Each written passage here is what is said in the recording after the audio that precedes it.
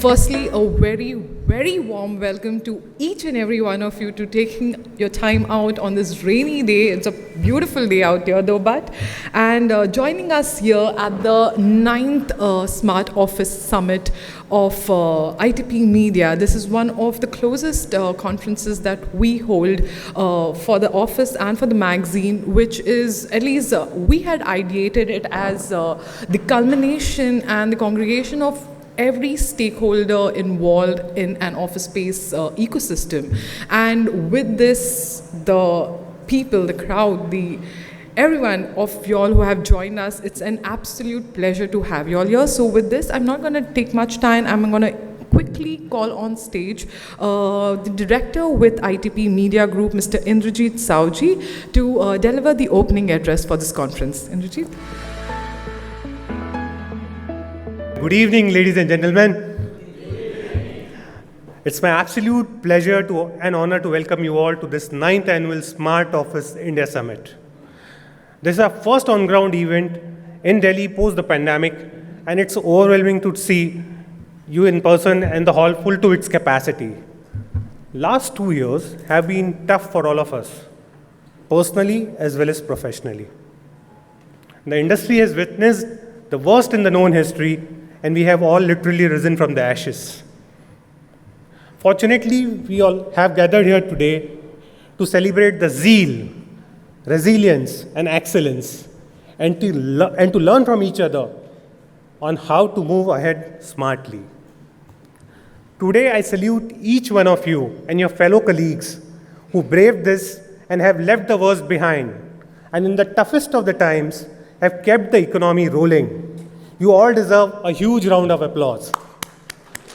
Under the umbrella of a key brand commercial design that you may see on your table, we organized this annual conference called the Smart Office India Summit. Why Smart Office? Remote and distributed work is happening around the world, and it's steadily increasing year on year. COVID-19 has just fast-tracked the conversion from conventional to smart. But the work from anywhere movement, it's just not about remote working. A smart office helps leaders future-proof their organizations, and hence needs a tool to make sure their office works well for both employees who work on-site, remotely, or in distributed satellite or co-working offices around the globe. It also helps provide valuable insights so leader can make data-driven decisions about implementing new workplace technologies.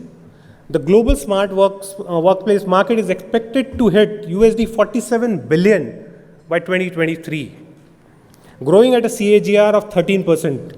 The Asia-Pacific region alone is expected to grow at even faster rate of more than 19% CAGR. But what accounts for this exponential growth? Growing economies are a major contributor, especially their service sectors. According to a report, the Asia-Pacific region has some of the fastest growing economies of the globe. As a result, companies around the world want to expand into these regions, driving up the demand and price for land and office spaces, making them some of the most expensive cities in which to run an office.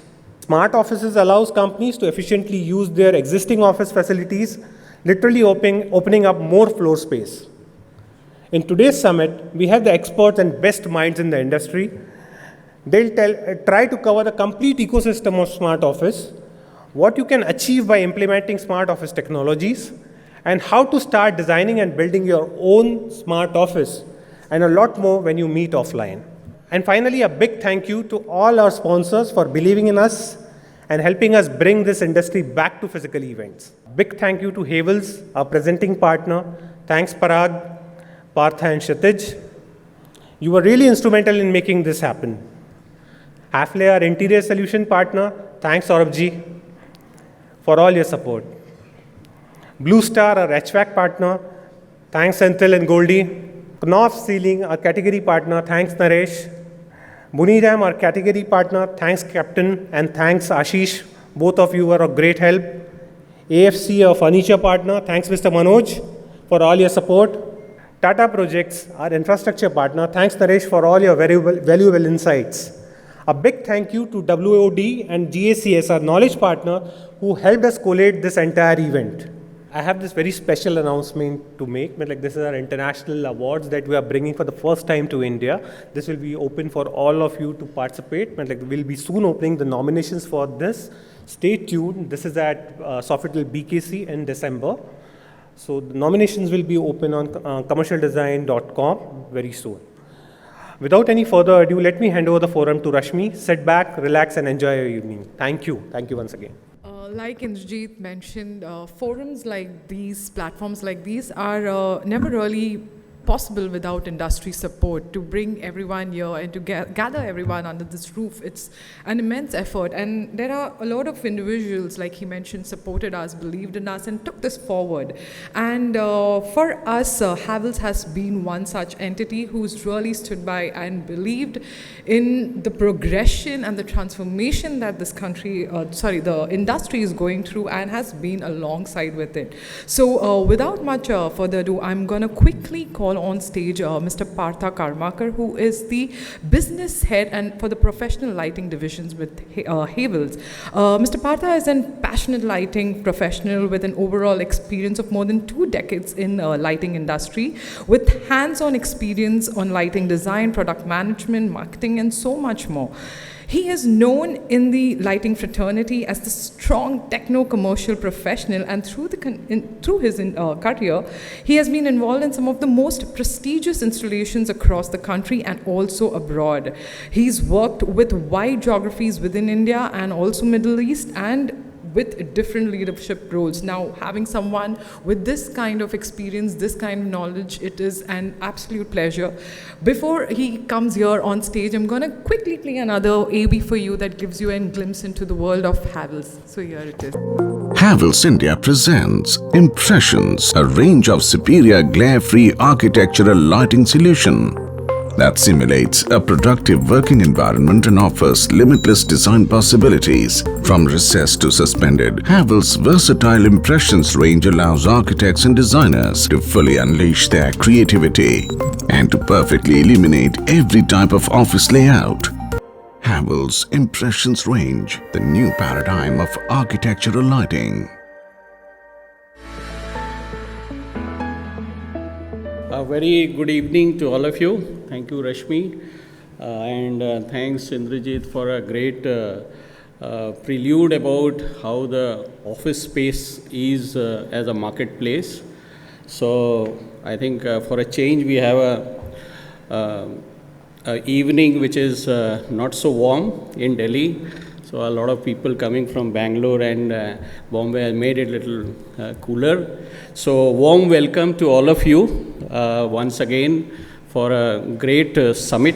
This is an area of office which is a very interesting subject, interesting marketplace, and the category, because I would say this is the highly dynamic space, and over the years it has also evolved very, very rapidly. So particularly because of our COVID times, this has taken a real beating, and I congratulate, we are the survivors who have been in the industry, because that is the time it has taken the maximum beating. So we, on behalf of Havells, I really thank this whole summit, because this has been very nicely curated with right choice of community here, of designers, developers, end users, as well as industry suppliers of products. So I think it's a very nice platform. We are truly honored to be part of this, where we are here to learn from best of the industry experts, and we sincerely look forward to a very, very successful evening where we take home something which we further use it to our drawing board as well as in our marketplace, and we together grow and make this office industry as really a value added as well as truly new generation industry for us, because I truly believe that this is a particular segment of office which always remains into a beta stage, and that actually helps us to always remain in that volatile stage of continuously learning. So as Havels, we are certainly very, very humbled to be part of this, and we would like to certainly learn and then use it to the marketplace. So thank you again. Very warm welcome to all of you, and let's have a great evening. Thank you. Thank you so much, Mr. Partha, for that warm welcome here for this evening. And now, without holding it further, we are going to kickstart with the first session of the day. And we have a stellar professional and an individual representing this industry, and through the years of his career and the experience that he's had, I'm just extremely proud to have him here with us and share his insights and experience with us.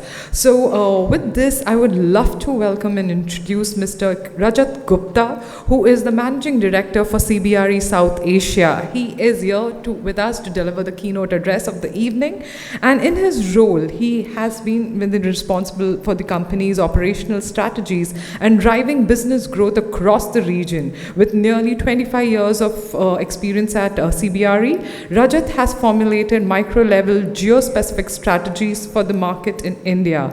With this, it's an absolute pleasure to call him on stage. Mr. Gupta, here it is. Alrighty. Good evening, everyone. Great pleasure to be here on the 9th Smart Office India Summit 2022 series, and welcome to you all. Despite most of the masks being off, we are still not in the post-pandemic stage yet, hopefully somewhere near the end. And in the midst of this uncertainty, the nature of the work and the workplace is continuously evolving, sometimes providing us with new solutions, but more often than not, leaving us with newer questions and challenges to tackle.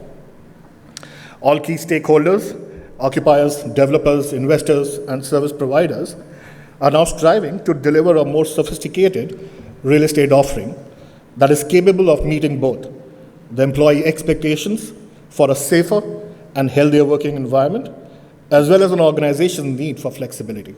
With offices set to be centers of collaboration and improved productivity levels, more than ever before, workplace designs would be recalibrated accordingly.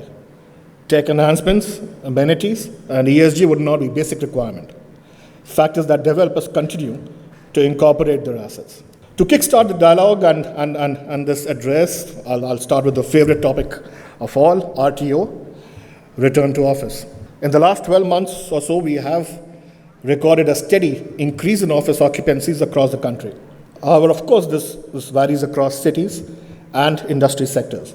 We expect that RTO would continue to improve on the back of the new role of the office space as a center for collaboration and camaraderie, and maybe even some great food. Anecdotal evidence suggests that several companies are encouraging, gently nudging, as they say, rather than mandating, staff to come back on certain days of the week, with managers leading the RTO sentiment by example, while several other firms, on the other hand, have softer to firmer mandates to guide staff back to the office in a phased manner.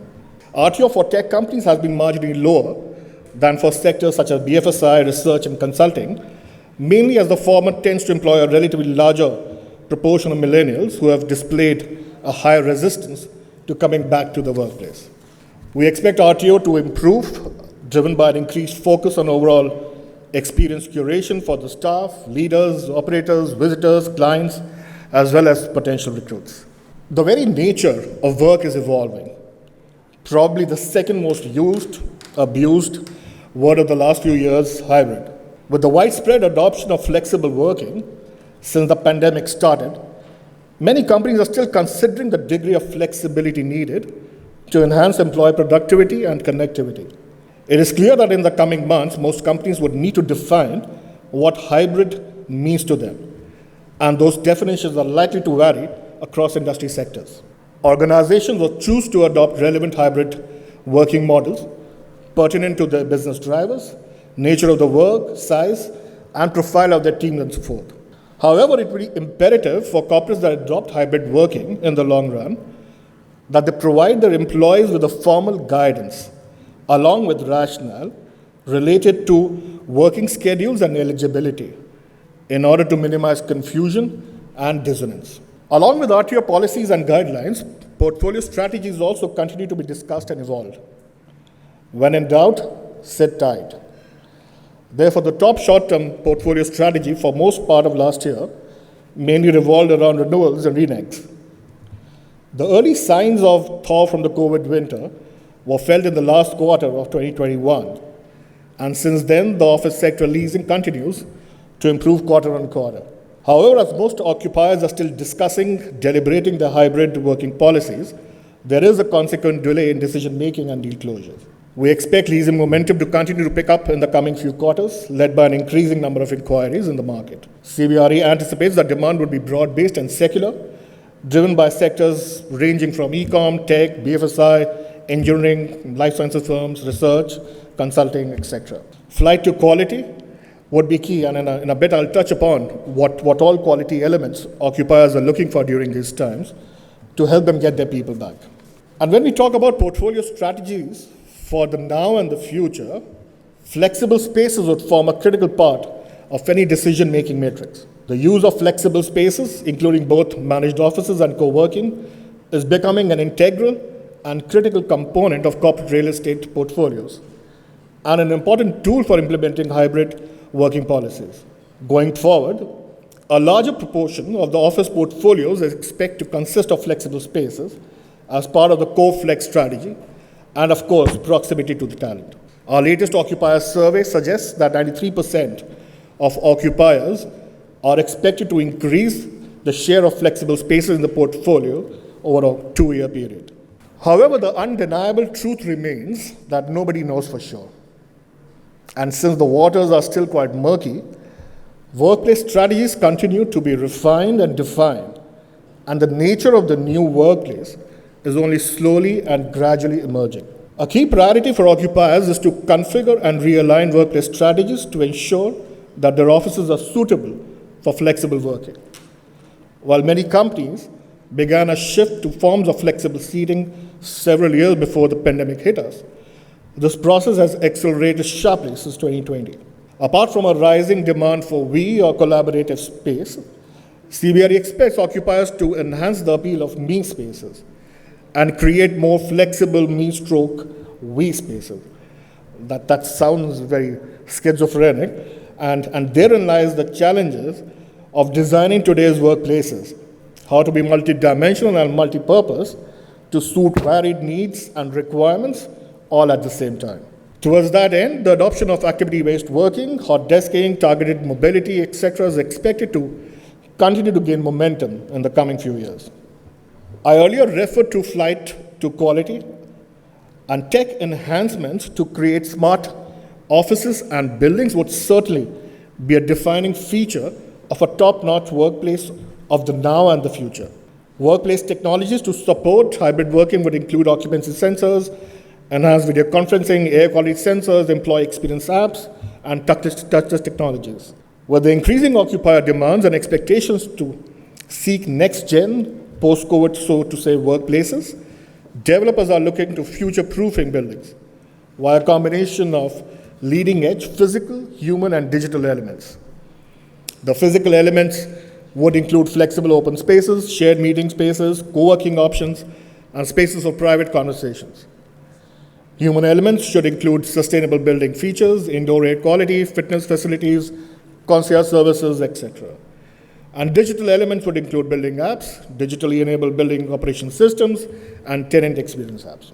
When we're talking about workplaces and buildings of the future, the one movement that is increasingly defining not only our workplace, but our global thought process is ESG. Aligned to their global counterparts and practices, the Indian real estate sector is also becoming more aware of its responsibility towards ESG principles and moving rapidly towards imbibing sustainability and wellness in all assets. This also is an indicator of the institutionalization of Indian real estate, a process that started more than a decade back with the arrival of foreign capital investors and builders. Top priorities that occupiers are currently considering in India include resource usage and pollution reduction programs, use of local suppliers of sustainable procurement, setting net zero targets, conducting energy audits, tapping renewable energy sources, and also considering only certified green buildings going forward. Occupiers in India remain cost conscious given the current environment with rising input costs, supply chain disruptions, and tightening labor markets. They would thus seek savings from the more efficient use of energy and utilities in ESG compliant buildings.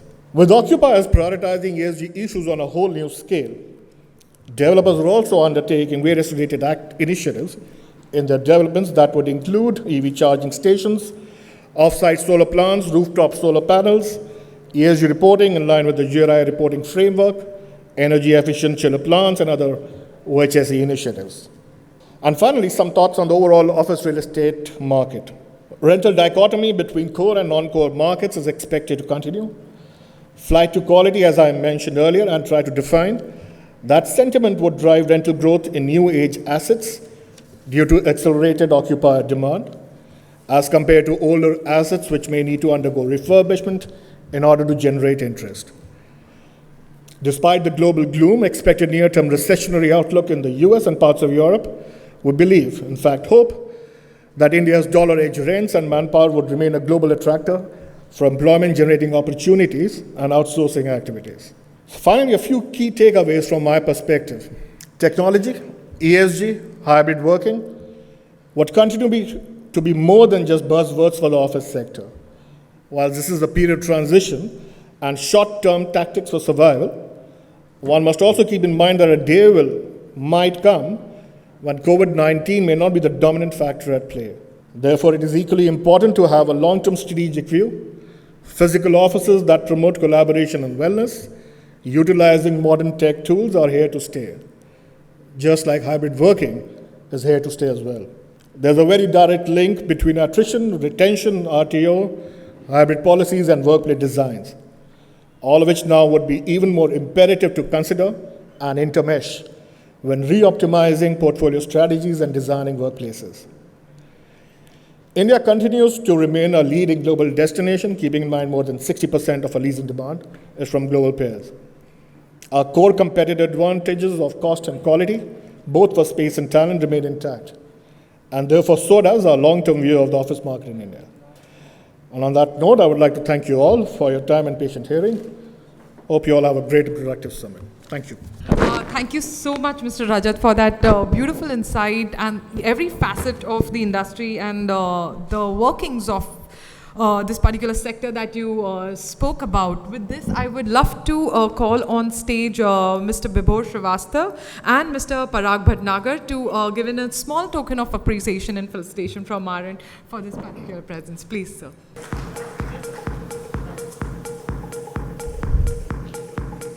Before we move on to the next panel session, Hafele is a name that has been synonymous with each one of us here in the industry of interior solutions and the kind of quality they bring on. And for this, we are really glad that they've partnered with us, they've collaborated with us on this platform. And for this, we would love to play a short video of Hafele to give you a small glimpse into what they are all about.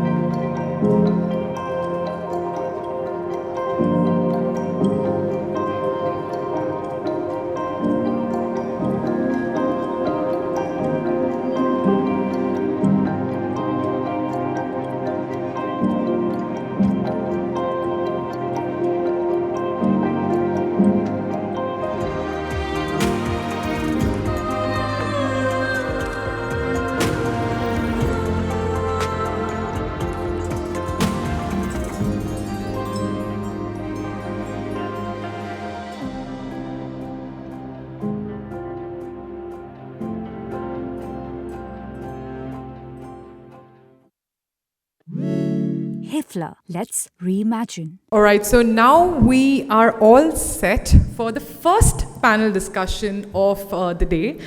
The title of this panel discussion is, as you all must have already read, Designing and Creating Next-Gen Workplaces. Okay, so I know the topic seems something that you all have already heard a lot about, have heard people talk about, and probably even reading a lot about. But I'll tell you what the genesis of this topic was until they are setting up the table. I was just a couple of months back, I was there with a group of FM managers in Hyderabad, and they were mentioning that designing and creating workspaces today is no easy task, and they meant that with utter seriousness. And this is, I'll tell you why. So they were like, forget things like complaints being raised about AC is too high, or the lights is too strong, or the chair is not right. She's like, there are tickets raised in our system by employees which says the jalebi in the pantry is not too crispy, and then there is another ticket that says, why is it so crispy? And I know it might sound really silly to you all, as it was for me at that point, but if only you all were there with me to gauge the seriousness with which she uttered this particular problem that the facility teams or the design teams, everyone are facing. Because I'll tell you, the words they used are, employees today are spoiled. And creating an infrastructure and creating an entire system for them to be comfortable and at ease to work in this environment is absolutely no easy task. And this is how I kind of conceptualized on this base of creating and designing next-gen workspaces, keeping in mind the changing dynamics of the workforce today. And to moderate this panel, I have with me Mr. Manish Motwani, who is the CEO at RSP Build, and joining him are my panel speakers, Mr. Khurshid Gandhi, who is the Managing Director for Strategic Consulting at Cushman & Wakefield. We also have from the design segment, Shweta Grover, who is the Director at DSP Design, and Rachita Khanna, who's the Associate Director at SWBI Architects. Joining them is Pulkit Bakshi, who is the Head for Flexible Spaces CBRE, and we also have with us Mr. Parag Bhatnagar, who is the President at Havels, joining the team for this particular panel discussion. With this, I am going to hand it over to Manish to take this forward and lead the discussion. Manish, over to you. These are friends, so I can say what I want to say to them.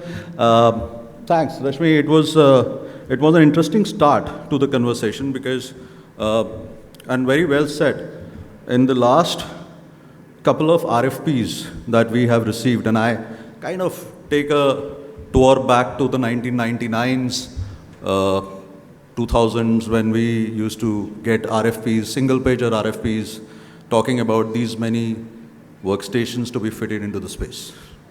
That's what was the ask from the occupier. And in today's times, the RFPs goes into like 27 pages, 40 pages, 200 pages, and you definitely get to miss a lot of things. What you don't miss is that it is all about people, which takes us back to the whole recognition of the employee for whom the office is being created. It is not a commercial decision anymore, which is a brilliant start point for a designer, for somebody who's got a blank paper and he wants to put a pen to paper. We did a very interesting assignment recently for I don't know, I should not name it, but for a huge name. And it was a Taj Mahal, literally a Taj Mahal created out of an office. And there was no budget constraint. There was nobody told us these many seats have to be fitted in. We were just given a brief that the employees should be able to be back into the office. And that's how we started the design. I think that's where we are leading it to. So the peep into the future, which is the next gen spaces. When this whole next gen workspaces comes to your head, and I would like to ask each panel member to start with Parag, what comes to your mind? What is that you would do, from your bit to contribute to a next gen workspace. It's future, nobody has seen it, so you can go as long as you want to go, nobody can question you. See, what had happened post-COVID, see, employee, I think they have, every one of us, an employee is like one of us only, like us only. So they have done a lot of introspection and reassessment of how they want to work, where they want to spend their time. And they said, in their mind, things have changed. Of course, for employers also, it is kind of a priority now that people should come back to work. While we are sitting here having this, all of us are in one room without mask, but still 67% of the sales force, all employees across the country could actually come to the office so far. So it remains a challenge. Also, there is a business environment which is changing. There are a lot of new skills are required. So a lot of millennial, maybe in a few years' time, as per research, 75% of the population will be millennials. So their expectation from the offices are very different. Like Rajat just spoke about flexibility, because people of that generation might not be focusing, sitting at a chair for a whole day, may not be a possibility. So maybe this obviously will change completely. But Rajat is a young guy.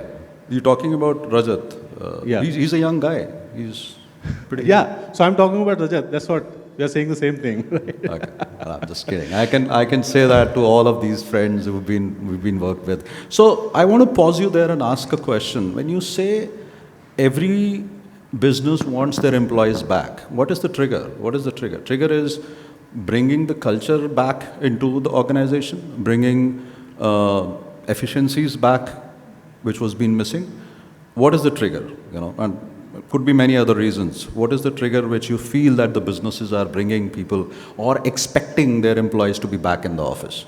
See, this is in my mind, if the businesses I manage, when I look at office, my perspective about it, it's a confusion in mind as of now.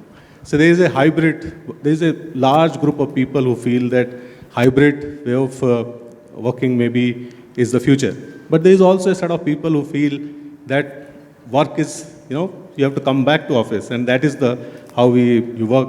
And many organizations, earlier the values were different, and it was office space would have been better if you informally interact. You remove PowerPoint, we used to say, and less of emails, right? And suddenly you are into a different environment where you don't meet physically, and that's such a huge change. So obviously the environment, the organization has to revisit their values, and it's a challenge for designers because they have to give the expression to these values when they design offices. And that's why, this flexible office spaces, collab spaces, networking spaces, then you have to also have areas where you can have one-on-one conversation, places to concentrate, to have, focused working. And all of that is very different from what it was earlier. So I think it's still happening, but it seems that it will move towards more of flexible office spaces and collab spaces that we talk about. So that brings to a question with regards to how the flexible spaces or activity-based spaces are being conceptualized. So Shweta, you would want to talk a little about the next-gen offices which you guys do. And I must say you do it very, very beautifully, and we are all big fans of the designs that you come out with. So a little peep into the future of how the next-gen offices that you think should be. Firstly, like all the speakers have spoken, hybrid is going to be here to stay. It's here to stay, primarily because customization of life has become an important part of every individual and organization. So that respect has come in. Earlier it was a mandated 5-day work week. Now it is please customize and work as per your criterias. So given that, whatever clients we are meeting, we are seeing various phases of taking hybrid forward. Some companies are revamping a certain percentage of their existing workspaces to have a flavor of what could be. Organizations are definitely not expecting 100% of staff turnaround. I mean, we have not seen it in many organizations. Even the people who are given 100% as assigned or 100% desking are not expecting 100% turnaround of people in offices. So, if I can just pause you, there is a very interesting point that you're making here is flexible office, activity-based workstation, hybrid workstation. Isn't that, what is it doing to the culture of an organization? You see, we always knew that when we got out of college, got into the first job, and we realized that the one which we were following was the boss, and the people. So you have a mentor, while even you don't say that. Today's generation, the next generation, who's the mentor? Because they don't meet people, they just meet themselves. There is a team lead possibly that they would want to, interact with, but most of it virtually.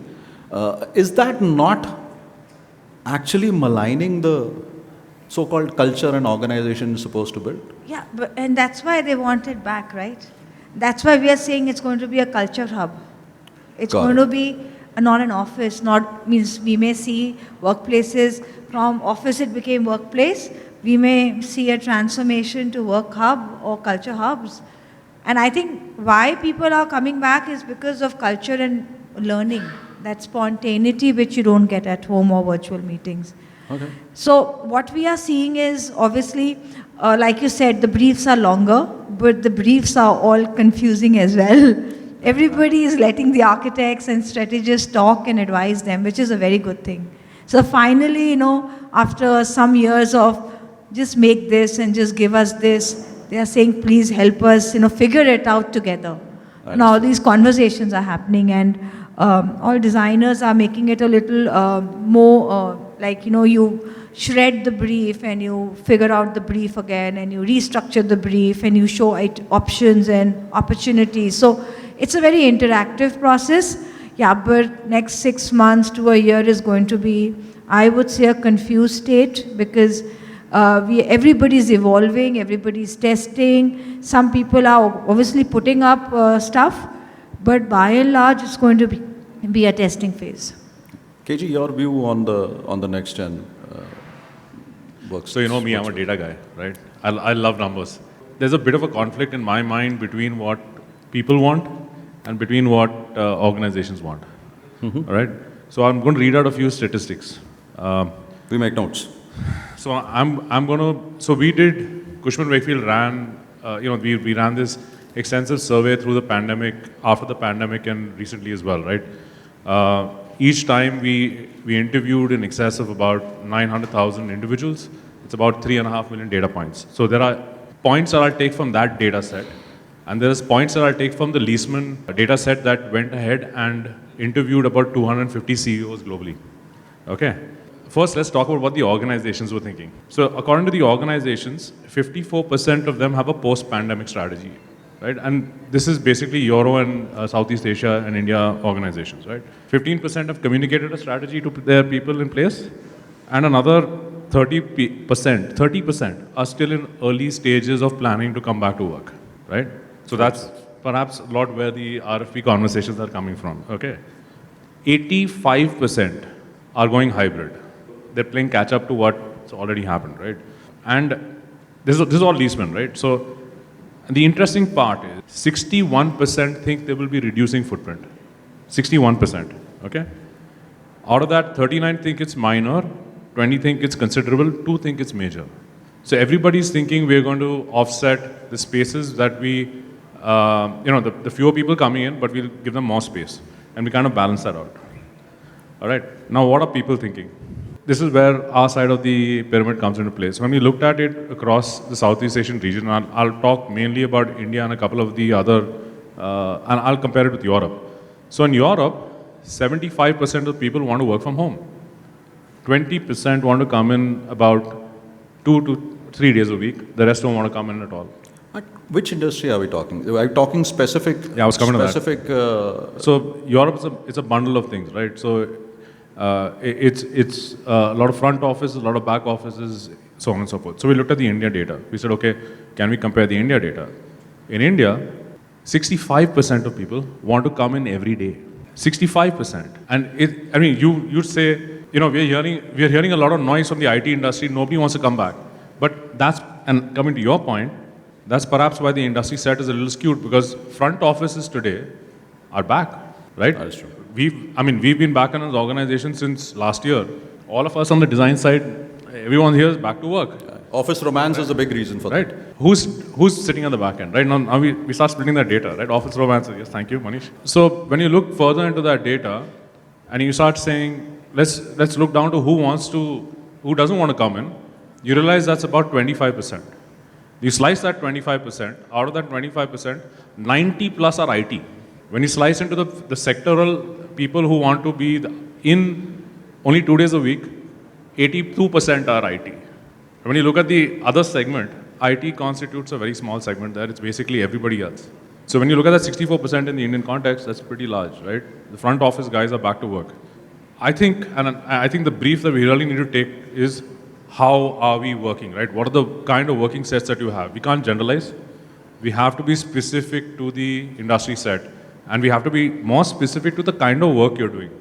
That is true. Right? So I'll jump very quickly to Pulkit, wherein you're domain expert of flexible offices, which is something which I have heard the biggies who had never even thought of getting to a co-working space, flexi space. I can name them, the Amexes, the Googles, they are moving to flexible spaces and co-work spaces. What's the future? What is driving them? Is it commerce?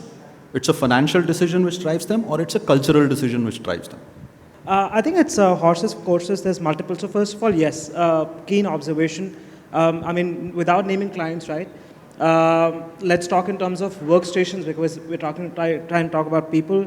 CBRE in the last 2 years, right? We've done transactions with these operators where we've had large multinational organizations take 5,000 seats in a location, right? 2,000, 5,000 seats, and multiple or so. So in an average year, we do business worth of 10, 12,000 seats with large multinationals with requirements which range above 500 seaters. So like earlier, when these companies used to look at flex spaces, they used to look at them for short-term swing spaces for small teams. You had business centers for leaderships, and then you had sudden budget spaces for the mid teams. Now, basically, this industry has evolved. So why are they adopting it more? And what's happening is, like Rajat also mentioned, right? So flex is now first classified into co-working and managed offices. Co-working is where, for example, it doesn't matter if you have a 5-seater requirement or a 500-seater requirement, but if you want to go for a relatively lesser customized solution, you want to go for more collaborative spaces, and it's relatively short term, right? Maybe let's say under 12 months or under 24 months, people tend to opt for co-working there, where the timeline's that. Where companies are sure that they're wanting a space where they want it to be completely private, they don't want their employees to be mingling with anybody else, any other organization's employees necessarily. They want a customized environment like we were talking about. They go for managed office spaces, which are into lock-in of 3 to 5 years. Then, of course, these organizations are also picking them. There are day pass. Some of them are really in a turmoil. They don't know which teams. So again, other than the fact that people will come back or not, the question is also which people will come back, right? Which teams will come back? Which cities will come back, right? So for that, there's a lot of solutions called day passes, pay-per-use, which these operators provide, right? There's an interesting thing, I don't know if people have heard about this, a thing called reverse office, right? Where there's a lot of, and this is very prevalent in Mumbai, where real estate is too expensive. So there's a lot of occupiers sitting on excess space, right? So somebody had a lakh square feet of space before, and after COVID, they realized that they only need 80,000, 70,000. But they can't surrender it back to the landlord because they're in a lock-in or something. And maybe even if the landlord's okay to work with them, the floor plate can't be bifurcated to accommodate that. So what they do now, and this is becoming more common, operators come in and they take over they reverse the lease with the occupier, they take the main lease, and they lease back 70,000 back to this client and market the 30,000, refurbish it to elsewhere. That's becoming popular. Now these operators have also just started doing fit-out management, so they don't even take leases. So what I'm trying to say, that these companies are adopting, we have BFSI companies, IT companies, for not just small requirements, but huge 1,000-seater requirements. The reason they're adopting this is also because this solution has become very diversified and it solves different problems for them in different locations. And especially, a lot of these companies now, because we're talking hybrid working, remote working, distributed working, a lot of these companies are now moving their portfolios to tier 2 towns. One, because talent has to be found there and they're slightly cheaper as well, right? So you have Coimbatore, Jaipur, Ahmedabad, Lucknow's, picking requirement. But one, you don't have a lot of grade A stock over there to go for these companies to meet their compliances and take buildings. Second, they don't have headcount surety in those. We may find the right talent, we may not. So the best way to enter these markets is to the flex operator, who's ready to take that punt, right? So for example, in this year itself, we'll expect at least 1 million square feet of flex stock to get added only tier 2 markets in the country.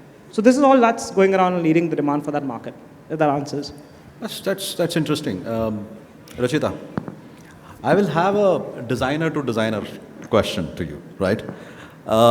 We say we are talking here about creating next-gen offices, which means you are creating for a set of people who are pub hoppers, who are youngsters, who do IT, who are very tech-loving people. We in our times, and I in our times when we used to do offices, used to design offices for the firm that we were designing offices.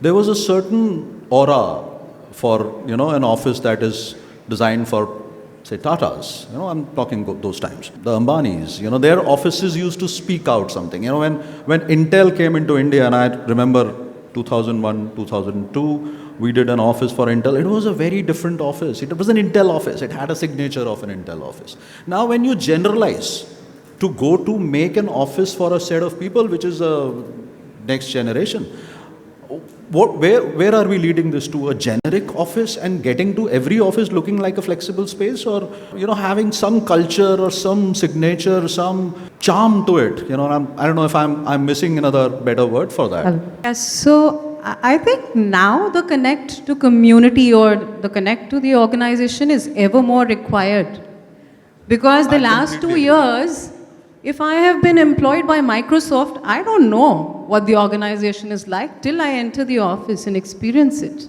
So I think... See the big logo there. Yeah, the big logo. I think the big logo shows on your screen when you are on Zoom meetings as well. But it's also the essence of the organization that needs to come out through the space ever more. Because now you're going to the office just for 2 days or a day in a week. And that's going to be an adopted policy for all the big organizations. And as all the statistics here we've heard, it's not going to be 100% coming back to office ever. Now the offices are going to be more tuned to and more bespoke solutions to what the organization does and what it stands for.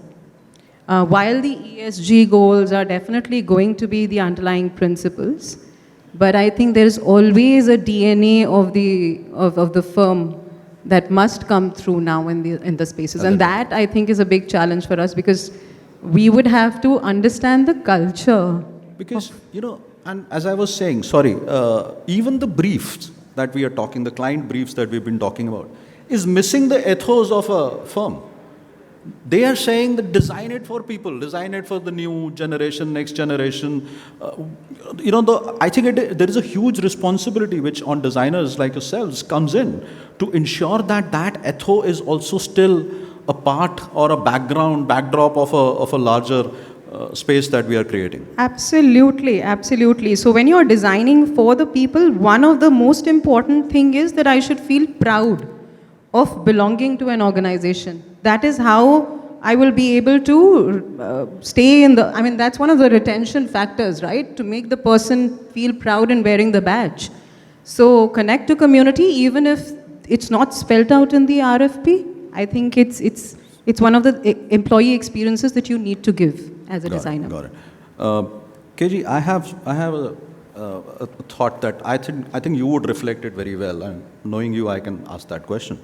I was hearing a very interesting comment the other day, talking about social equality and social semblance in a workspace. which is very interesting because we as designers or CRE managers never design offices for, or never design space for the support staff. The housekeeper, the caterer, the mail guy who comes in, or even the facility manager for that matter, he gets the last seat and the worst place underneath a bad diffuser which has never works. You know, I think there is a larger issue that we are trying to address here is office as a social equalizer. We've never done an office like that. I think that, to me, in my head, the part of the stage of our lives right now, we would want to do something which does an equalizing of social disparities in the office. What's your take? What's your thought on this? I think you're playing catch up, Manish. You should actually come to our office and take a look at it. Because see, the ground reality is your front office, your back office, your hotel, your thing is only as good as your back of house, as they call it in the hospitality industry, right? If the back of house doesn't work, it doesn't matter how fancy your front is, it's not going to last, right?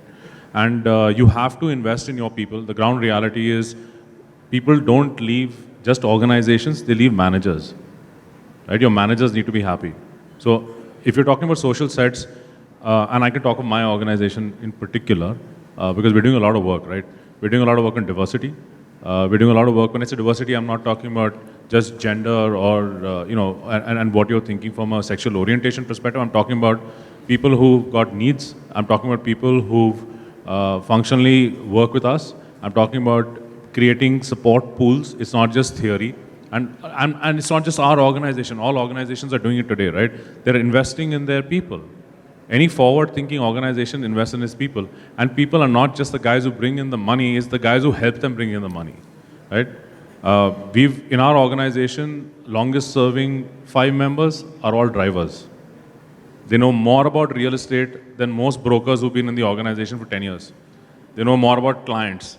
They've been through the cycles, right? They've been there. We've got support staff, as a case in point. Support staff have got breakout areas and breakout rooms. They've got their own place. We don't have it. I'm telling you, in certain organizations, the queue's gone the other way, and it's the right thing because they work hard. No, I think that is something which might be very pertinent to C&W. But I'm talking about, and here's the catch, right? There's a difference between, and it comes back to organizational ethos, right? Your ethos of your organization, and forgive me for using this word, has to move away from being lala. And I think most Indians get it, to being professional. And I'm not saying all Lala organizations are not professional, they are. But how you treat your people is the defining reason of your existence, right? Organizations have to be more than just money-making enterprises. And maybe I've diverted off the point, but that actually feeds very well into larger things like what we're doing on the space of ESG, the government's force on certain regulations, is very valid, massively overdue. Globally, we're pushing for it as well. Organizations will do it because they have to regulatorily, but the fact is it makes a difference, right? And we've got to do it. So if you're talking about workspaces of the future, buildings of the future, it's all linked into, and Rajat mentioned it, ESG, Pulkit mentioned, flexible spaces, definitely there. In fact, I think in the next 5 years, they'll be the largest landlords in India today. It won't be the large size institutional players, it'll be flex spaces. Flex spaces, which would be there. And Parag, what in the new gen, next gen offices, and India had been a power deficit nation, long time back. We used to design offices with lux levels which were varying from, you get out of the lift lobby used to be 110 lux, 150 lux for the common passages, then 350 lux on the desk, and toilets, poor guys used to have only 100 lux, where we end up spending a lot of time. That has changed. That has changed. You were talking about a 400 lux through. You're talking about data in lighting. You're talking about IoT in lighting. So what is the next gen? What we have seen. What we've done, what we've done. What is the next gen lighting solution you are bringing to the table for Shweta and Rachita for their next offices? No, I'll try my best to, give a short answer because lighting is so much in the office and it is almost in every place. And it's a very important element. I think it's a delight for any designer to achieve what they want to achieve for the end users. So let me just quickly spell out some parameters which designers look at when they design offices. One is like health and well-being of employees, sustainability, flexibility which we talk about, also the aesthetic look of the office, and also multi-utility products which can, because ultimately the real estate is limited, right? So all of this can be done through the next generation lighting. If you look at health and well-being, there are also now standards, and even regulators are also redefining standards to include well-being parameters into that. And you can have glare-free lighting, you can have flicker-free lighting, then also you can mimic daylight with the circadian rhythm of the, and it is in a manner that it will give you a feel in the office as if you are in the outside, like in sunlight. It's like sunlight is the inspiration for that. Similarly, if you look at the product side, product design will dramatically change because for a designer to have the aesthetic appeal, there will be various material can be used like fabric, engineered plastic. Of course, it will at the back, also there is a lot of manufacturing process need to change, but it is all possible. Sustainability also is coming back to a question using lux level and managing energy. Now LED chips are very efficient, so the wattages are coming down. They can be reused. Many components that we use in lighting can be reused and recycled. So you are not supposed to dispose of quite a bit of material. We encourage and suggest designers to use other methods like off-grid solutions, like solar, for example, to use in LED lighting. Also, you can maximize lighting, like you want to, daylight is the best light. Being a lighting professional, I still feel obviously the daylight you should use maximum. But you can program lighting now so that during the day the lighting usage will be lower, and when you progress, the lighting usage will be according to the daylight. Also, the flexibility, like we talk about today, in various spaces in the office, you can regroup lights and you can give control to many people. So if I'm coming, since it's a flexible environment, so I may use a desk which I might not be using again. Maybe somebody else will come. So somebody else, when he's coming, he can adjust the light level, lux levels according to his requirement. It is tunable, dimmable. Isn't it detrimental? Honestly, isn't it detrimental? We've witnessed that giving air conditioning control in zones have actually misuse the office completely. People switch it off, switch it on. A lot of people are not aware of the technology.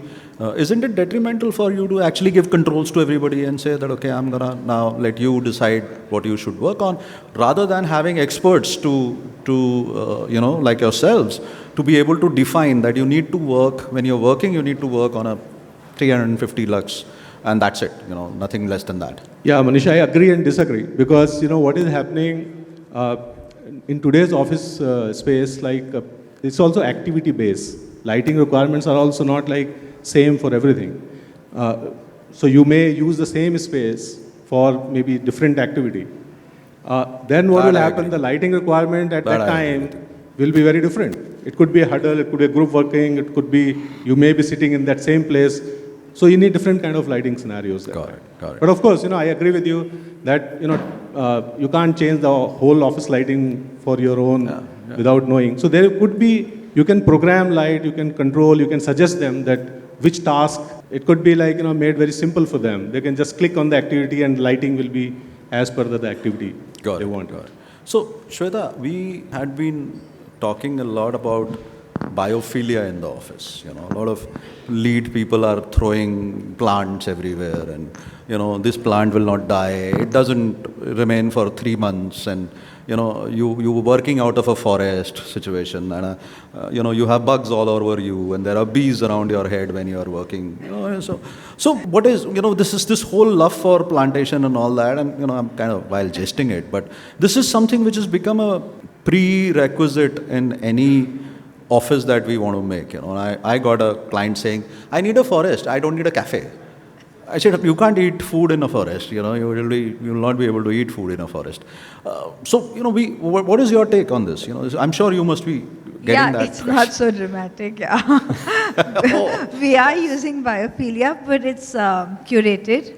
Well, in Europe, I would say in US, the places they are really experimenting. They're even doing grow farms and indoor stuff and cultivating their stuff for their cafeterias. I think they are more progressive there. We still haven't figured it out. So every client tells us, please control biophilia when you design. I agree with you.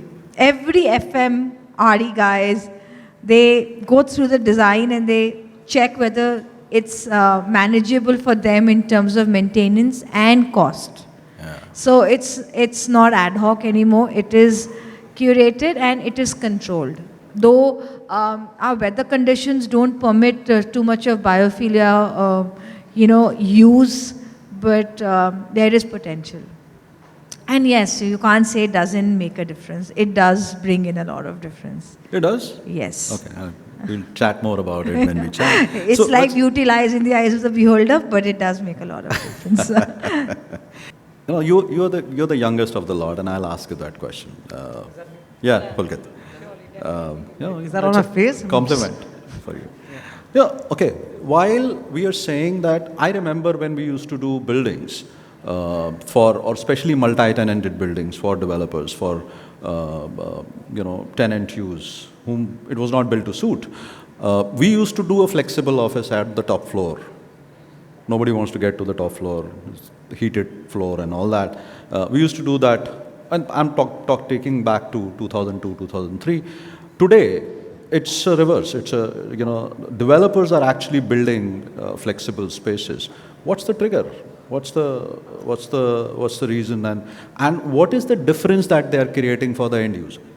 Top floors now are turning to dead spaces. So what actually, in the middle, so before I come to how developers are doing this, so in the middle around 2018, some key flex operators eventually wanted to expand their portfolio, and they said the fastest way to do it is to get into partnerships with developers so that they can invest in the fit outs, we can save on deposits, the hotel method, right? And when they went to developers, they realized that these developers were going for LRDs and REITs and all of that. They were not very comfortable getting into these models, right? Because there was not fixed rentals. However, every building, right, of course has one section which is the dead space. It's somehow, not every building, but most of the buildings have that, right? I hear you. And they were okay to give these spaces to these operators. And the best way to then market these spaces was that this is an amenity, because that's what maybe you would do with and I'm not an expert at design, but you would maybe do that with a restaurant, or somewhere you'd put a gym somewhere where there's a non-commercialized space, right? So that's how that began. Now, of course, where are the developers putting it? Are they always putting it at the top floor or the dead space? Maybe not. There's no such pattern to it. Wherever the most members can access it, and the most tenants of the buildings can access it with a lot of comfort, where actually the flow plate which is designed or cut out in such a way that can allow that flex space to have the most amount of amenities. Because flex space is it's a type of model of leasing space. But within the flex space also, there are several other amenities, right? There's a repro area, there's a cafe, there's a gym, sometimes a yoga area, there's a wellness room and all that. So you have to have a flow plate which is comfortable enough or designed in such a way that has to do that. Now, why are the developers eventually getting into this, right? So first thing is that in an average year in India, now, the kind of time we're sitting in, about 150,000 seats, give or take, will get, like this year, you will at least see 150,000 seats get transacted into flex spaces, right? And Tier A, you're talking Tier A markets or Tier 2 markets? If I take Tier 2, take Tier 2 would be 10-15,000 out of this 120,000, right? What percentage did you say, sorry? I'm talking about 150,000 seats this year will get transacted inside flex spaces. Got it. When we convert them into densities of these flex operators, I'm talking about anywhere between 11 to 12 million square feet of occupier space transacted into flex spaces, right? So there's a huge market that these landlords and developers are realizing that because these operators are not building their own buildings, right? They are taking space with these same landlords and giving it to the client and making a buck on that, right? So they're realizing when the scale's so huge now, and next year you're looking at 200,000 seats, and then 275, so it's only going to become big. So then they don't want to pass on that benefit to the operator. Also, most of these landlords, of course, they're managing a building, they're managing CAM, they've built out a building. They, of course, believe they can build out a center, right? And they can manage a center, right? So why outsource what is so in demand? And by the way, also, when we go to our clients and we take their demand, the clients are sometimes ready to pay a slight premium for a building if there's no comparable difference. Then if the building has a flex space, they'll get a premium.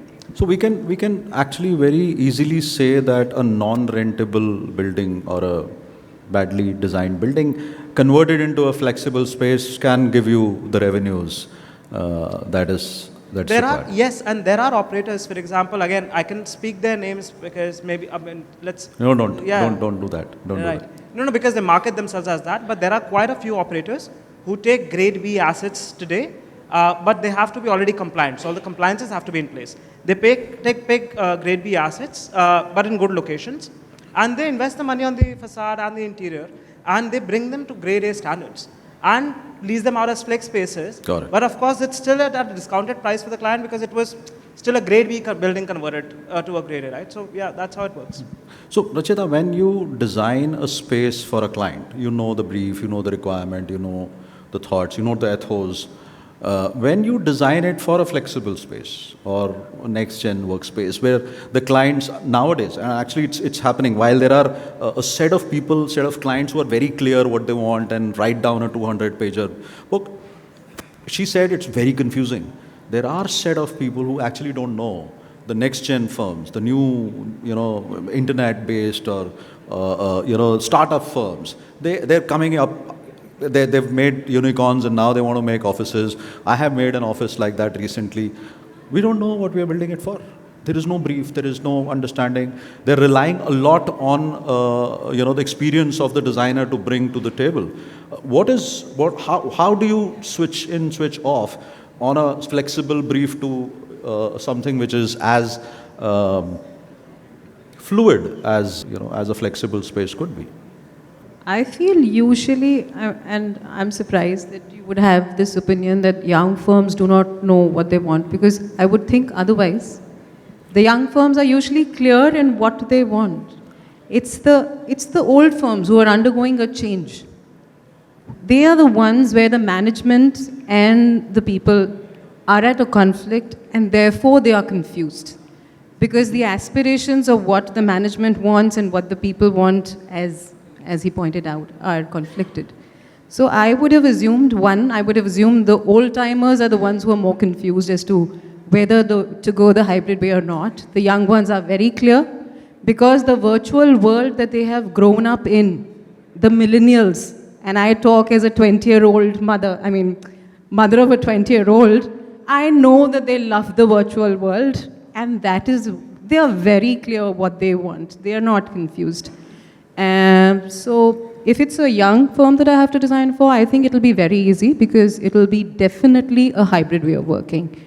If it's an old timer that I'm designing for, that's when I'm going to be confused. Because how would the change management be brought about? It's a big, huge challenge.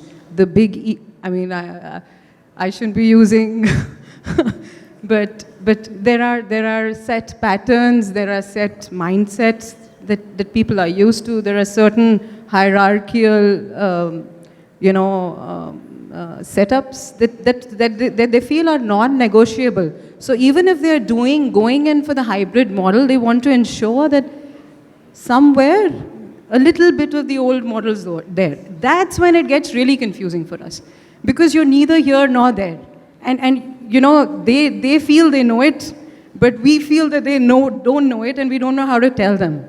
So that's a very tricky job for me. You want to say something?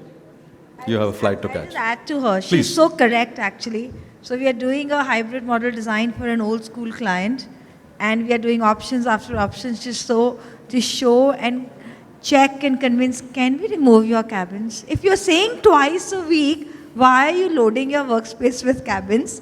And there's a tug of war going on and on because, like she said, they want something of the hybrid, but they're not ready to completely let go. I've got actually 2 points, right? One, absolutely right. We've done so much work abroad and in India, right? And I'll give you a case in point of China. Who you are in the hierarchy is not only subject of where your desk is, but what your size and shape of desk is. So you could have a ubiquitous designation, and the only way to figure out where you stand in the hierarchy is whether your desk is 2 inches longer, is it an L-shaped desk, do you have a partition that's 2 inches higher? And it's actually a hierarchy. I mean, you and I don't speak that language because we don't see it, but it happens there. In India, it's the cabin culture, right? How big is my cabin? Can I close the door, right? And we're now moving away. By the way, open offices may not be the best thing for all functions, right? That's true. It's got to be very, very built to your culture. But that said, I think we're missing a very, very important part. Built to your business, not Business the culture. culture. Same thing. It's a mix, right? I think we have missed one big trick here. The big trick that we missed is, if we've been talking internal spaces, we're talking about people. We actually should be talking buildings, we should be talking ecosystems, we should be talking about the trees outside. We know for a fact, after a certain density, just having a certain number of density of trees, ambient temperature drops by 1.5 degrees, right? And we've seen this in a lot of IT parks in India. Why do we go glass? I mean, lots of designers in the room, why do we go glass, right? Earlier construction, we stopped doing high ceilings. We put in 12.5 feet. We should be doing 14 and 15 feet because while, yes, it's a cooling issue from an AC perspective, if you decide to put your AC at 27 and 26 degrees, it works very well because you've got scaffold cost increases. Correct. And but temp actually drops and you're not doing glass outside. So you've got to build for that. You've got to build the walls, build the separations. Our older buildings work so well. There's a building in Pune, I won't name the building, but it doesn't have one straight wall, and it's got holes through the building into a central foyer, right? Foyer temperature is 4 degrees cooler than outside. All it's doing is passing air from one point to the other. Yeah. Cooling cost drop. We got to be clever about design. That's true.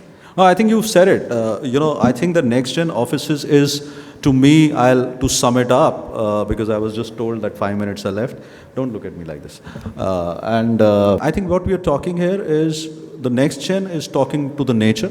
The buildings need to be compliant to the larger ecosystem.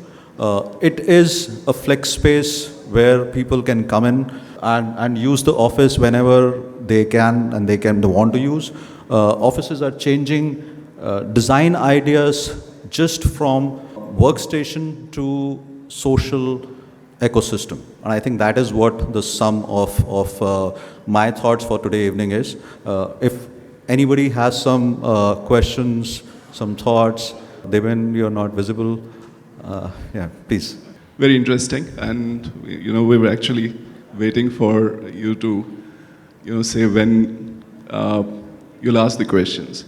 So my question is to KG. We've been talking about hybrid offices, flexible work timings. Recently, I was reading this article on proximity bias or, presence equity. You haven't heard about it? Okay, it's like preferential treatment towards employees that work often in office compared to people who work from home, right? They are usually little ones in arms. There you talking about? You're talking about puppies, right? Yeah. How do you think, the occupiers can control that? Because, if we're talking about long-term hybrid working or flexible working, how would you, or how do you think you can advise clients to tackle that issue? Thanks, Devin. So part of our change management programs that we're running pretty extensively constitutes a number of things, right? And we look at the kind of working that they do. To avoid this very bias, one of the things that we do tell people, especially those who are doing full-time work from home, and it's not a very large segment today. Pre-pandemic, it was less than a percentage. Today, from what we understand, full-time working is anywhere between 8 to 9%. But again, after we are back to stream, we'll see that just where that number sits. But organizational processes need to be very hard to account for it. Now, most of us in the last couple of years have lived off, screen. We've done a lot of conferences. In fact, I think the first 6 months of pandemic, I think we all died with the amount of screen time and conferences virtual conferences we attended and trainings that we did, right? I would say the biggest gap that happened is organizational culture shifted. They found that because people weren't getting together and weren't engaging with each other, there was a shift in culture. Managers either try to overmanage or undermanage. So there's a balance to be maintained, and it's part of the organizational process to make sure that trust remains between employer, employee, manager, and managed, if you want to call it that, right? Trust is the most critical part of this particular piece, because if you stop trusting the people you work with, it doesn't matter if you're in the office or you're not there, it won't work. At the end of the day, it does help doing face-to-face. We are, at the end of the day, social creatures. So if somebody's working full-time, I would suggest that they come in at least once a month so they can see their manager. Oh, very well said. I think the preferential treatment also is pertinent from a perspective because it is coming after a hiatus. I think everybody is now getting into saying, oh, I know you and we used to bitch around that particular reprographic area, remember? That's preferential treatment to me. I think it is just the hiatus which has made people to this will shave off. This will change, this will get back to original dhakka mukki, if I may use the word, and we'll go back to treating people the way we used to treat them. I think we had a good time, and KG, Shweta, Rachita, Pulkit, Parag, thank you so much. Lovely insights. Absolute brilliant direction of the panel discussion. Thank you so much. Thank you so much, each and every member. I would love to call on stage Mr. Saurabh Das, the head of Project and Hospitality South Asia with Hafele, and Bibhor Srivastav, MD with ITP Media India, to felicitate our panel members here.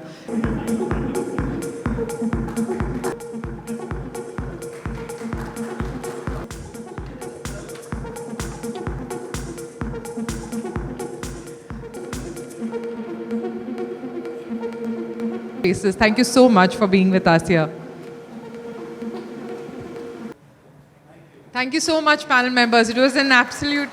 Now moving on to the next session of our evening, we have a short industry address that shed lights on the lighting solutions for next-gen workspaces. As the panel had also previously discussed, lighting is one of the most essential elements in this particular segment. And to give us more insights on this, I am going to invite Mr. Partha Karmakar, who is the business head for professional lighting divisions from Havells, to come up and share his insights with us. Partha? I think after a great discussion, it is very ripe to have some discussion on lighting. Today, I think after such an engaged discussion on new gen or next gen workspaces, it is little ripe at the moment to understand that how lighting can play an important role in that. So what is something which is changing currently with the new requirements? There are how we are considering it as a little different from the very stereotype way of doing a lighting design. So there are many growing changes which we are observing as user expectations on occupancy, on people want to have light only when there is occupancy. On daylighting, use of daylight, which has been just discussed. On easy control, that it is individually people can make use of it. Change in color temperature, because people coming from home atmosphere, they have been experiencing different type of daytime in the morning and evening with the lights coming from the windows. People have been looking for change in color temperatures also. Scheduling, creating reports by, this is very important for the facility managers. And obviously, integrating with other third-party services. So these had been some of the key things which we have observed over the years. And post-pandemic, it has become something quite critical that then only the lighting system can be more in contemporary design. So if we talk about how we have been transforming the spaces, while we have been looking at various factors like air, water, nourishment, fitness, comfort, and mind, I would like to take the discussion towards specifically for the light, where if you look at just the light portion of the interior, the good lighting, it has been we all have been talking about it for years. So daylight integration, so how we are using the daylight in our interiors. Circadian rhythm is something which have been very widely talked about. This is actually, in a simple language, it is the body clock. So how we are able to design systems which are more helping the body clock to work normally. Glare is something which, currently I am getting glare from these lights. So it is not going to help a prolonged glare. So how we can take the technology to next level for reducing the glare. Color has become so important because people have been seeing different types of climates. And particularly when we have been spending time in countries like Europe or cold countries, why we see a little more of yellow color? Because certainly it has a different impact on a user and the comfort they are into. Also the right light, because the direction of light, the real constituency or the content of the light which is required at a specific area, that's also very critical.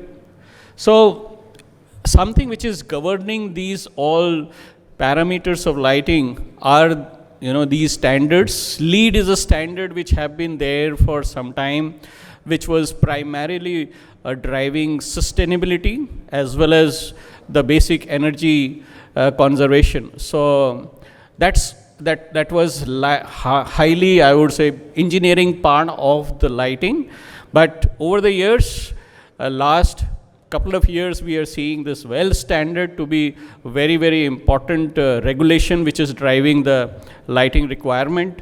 So how this lighting change from a traditional lighting to LEED certified as well as WELL certified lighting, that is what we can do for a contemporary lighting. So one of the things which is quite, I would say, overly talked about, or sometimes overused or misused also. So that's about circadian lighting. Actually, circadian lighting is not just about changing colors of lighting. It is not just a tunable lighting. It has got many more things to do which would be impacting the circadian of a human being. So the circadian of a human being is largely the body clock. So there is something a lot of us are really providing products and solutions to make. There is a change of color of light, the tunability, the dimming, all that is fine, but the quality of the light is also going to a next level where we are able to create not only just the superficial effect of this lighting, but also much deeper content of lighting with the right kind of R9 factors as well as the right kind of a color tonality in the right spectrum of light, so that we are able to create a right trigger to the body clock. Because it has been, this circadian lighting as well as this color tunability has been there. So I would like to warn that we need to be a little conscious about it, so that we are not only just looking at the superficial effect of it, the deeper insight of circadian lighting, where we are ensuring that the quality of the light is certainly meeting that requirement. How this circadian lighting works is there are very good engineering solutions which can take care of how we can monitor the whole system of lighting, that in the morning you have a certain type of color temperature, and then towards the day you have a different type of a color temperature, and towards the evening. So the idea is to give a feeling to the most important people of the workspaces is how they are able to be having close to nature experience. So that is the whole objective of this, and it can be monitored certainly with the help of a right control systems. So those control systems have been also now engineered and developed. How it works, basically it would have I would just say these are the broad building blocks. If there is a light, there would be some driver, there are some sensors and touch panel. When you look at a smart office, there are multiple solutions which can be worked out. There can be smart workspaces where you have individual lights which are controlled, which are also day linked. Whereas when you look at next level, which is the smarter building, where not only the lights but also the other services like firefighting, as well as the vanishing blind and air conditioning, all are integrated in the common system.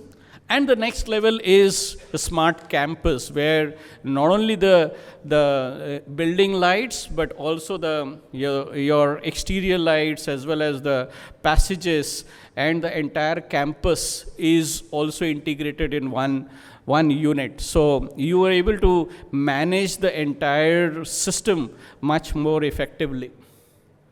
So this is the solution we have been able to develop, where we are having both wireless as well as wired communications.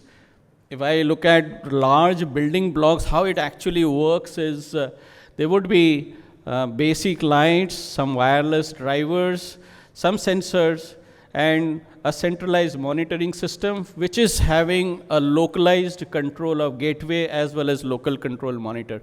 So from point of view of building blocks, it doesn't mean a huge amount of components to be wired and meshed up into the interior.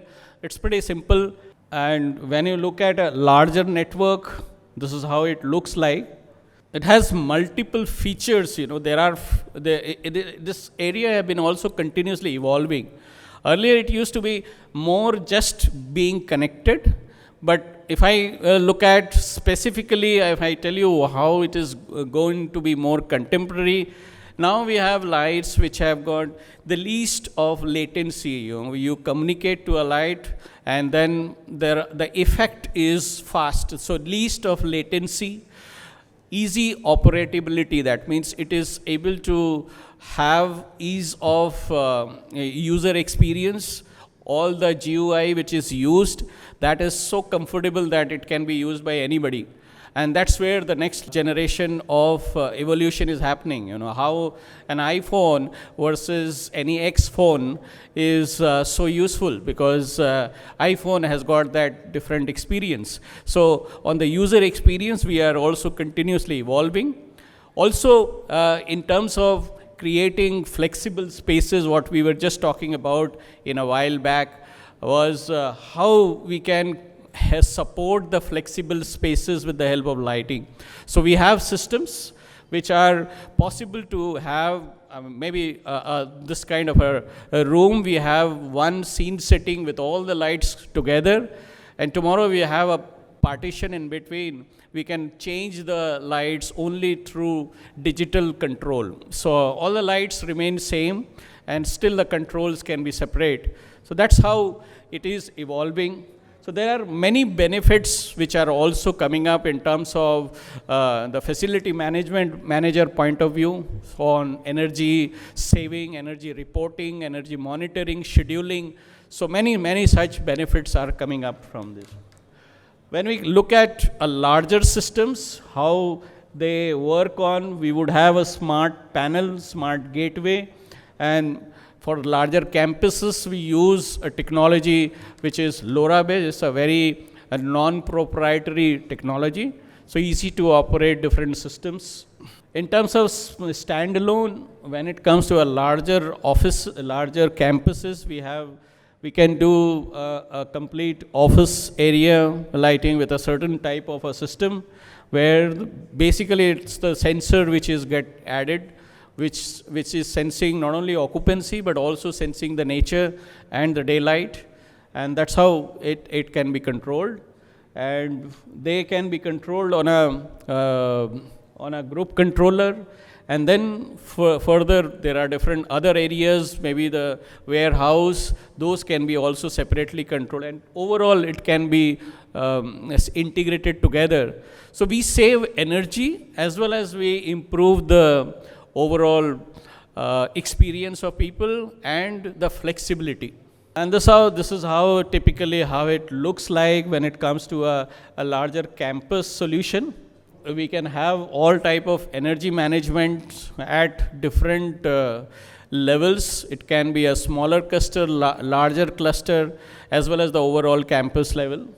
We have different dashboards available on this.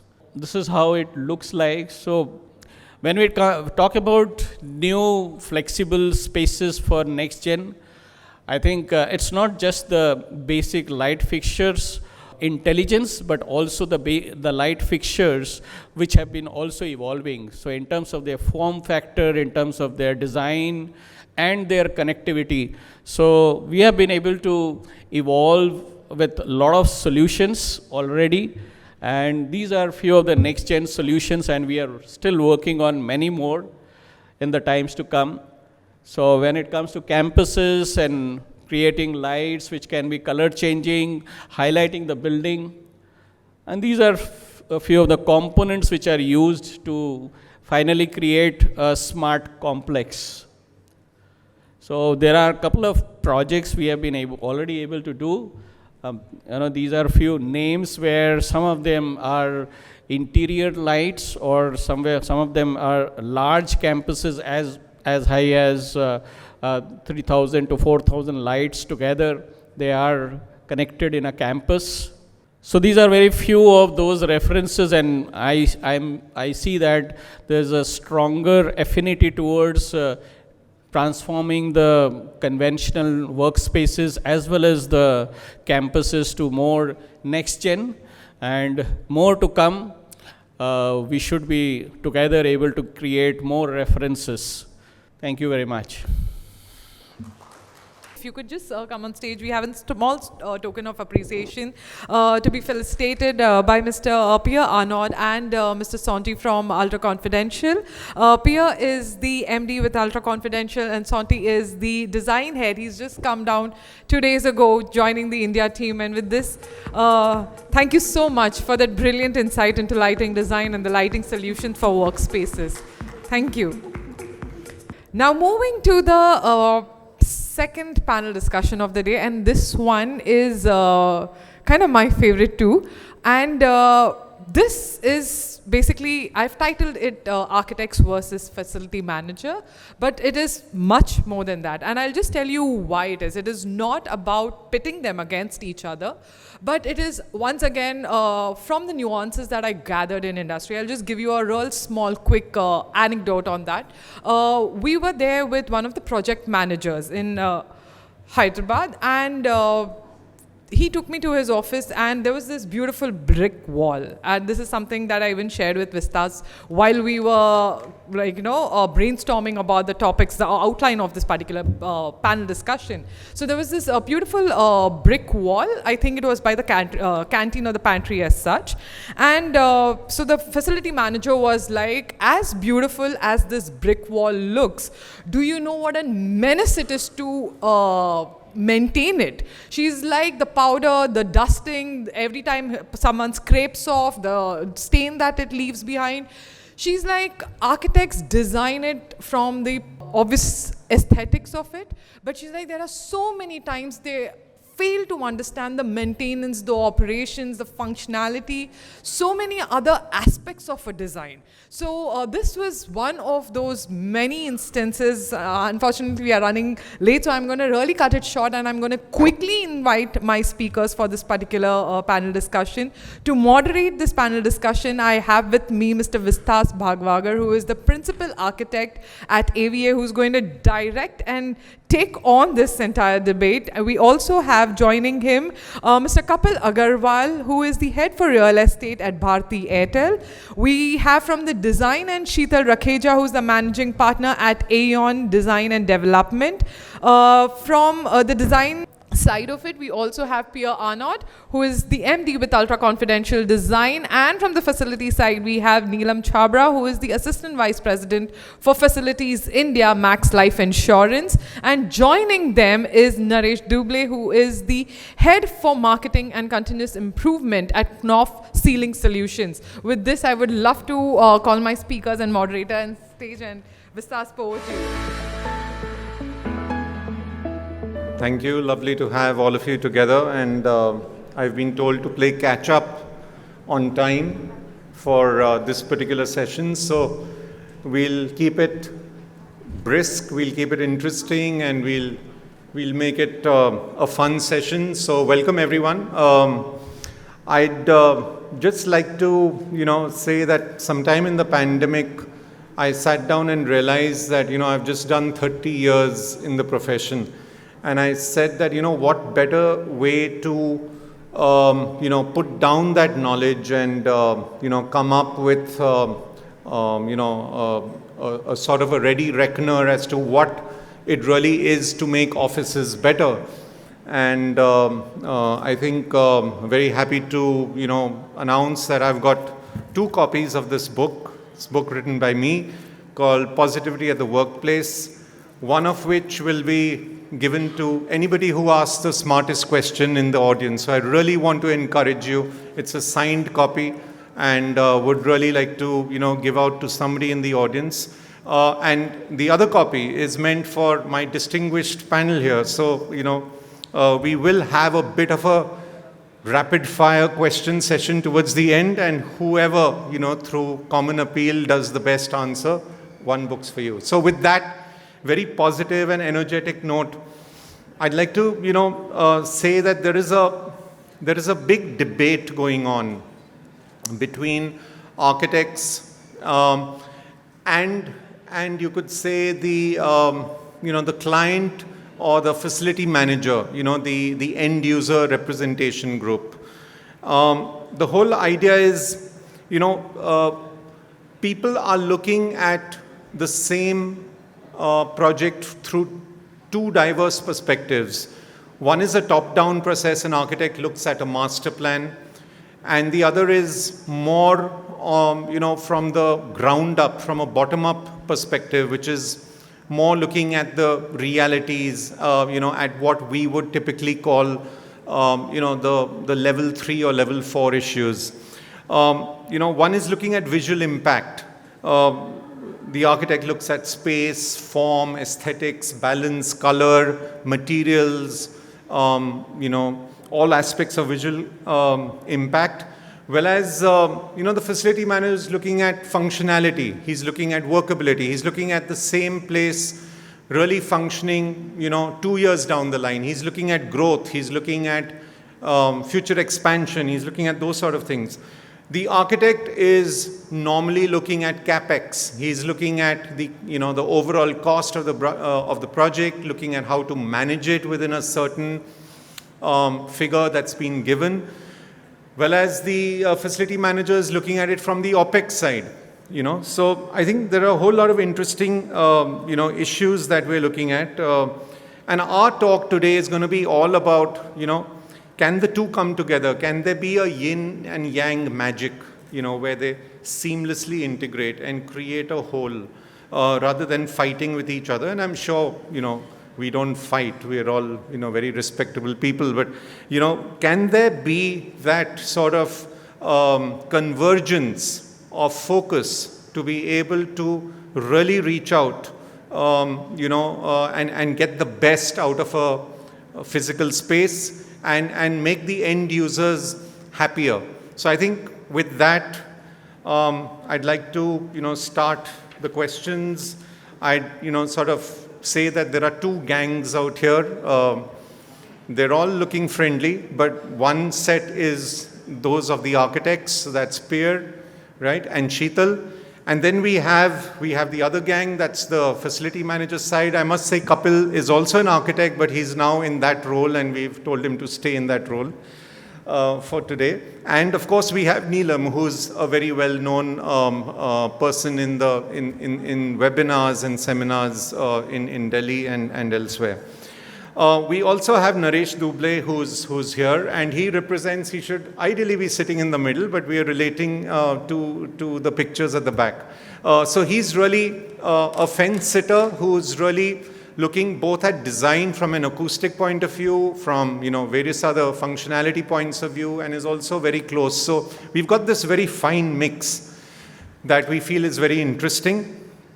And so my first question will always be to architects, because that's the way we are. We align, we compete, but we align up. So how does one take in the brief for a new project? I'd throw this to the architects. How does one take in the brief for a new project, keeping in mind the needs and perspectives of a facility manager? Or does one at all? Is it only about work culture, branding for an architect? Or is it only about durability and maintenance for a facility manager? So I open this question to any of you, and I'd like you to, add on to each other. I think it needs to be an integrated approach, and that's what we've been doing.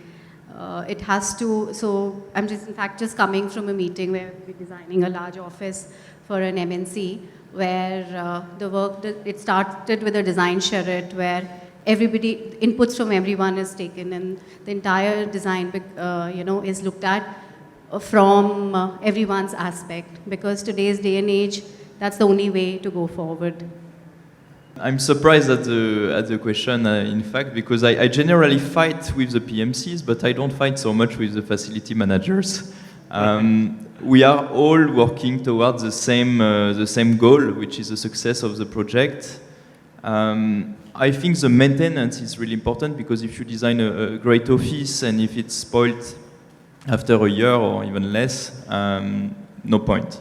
And while the business model is generally to depreciate a real estate asset over a period of 7 to 10 years, I believe that in India it's a very long time. Given the environment conditions, the dust, the climate, you need to select your materials very carefully.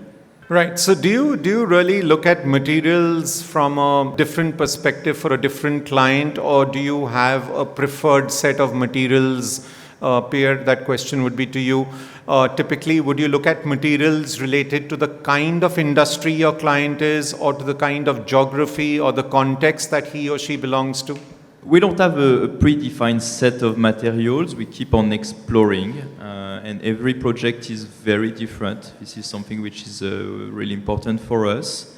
Now, we would select the materials depending on the activity which is being carried out in the specific area.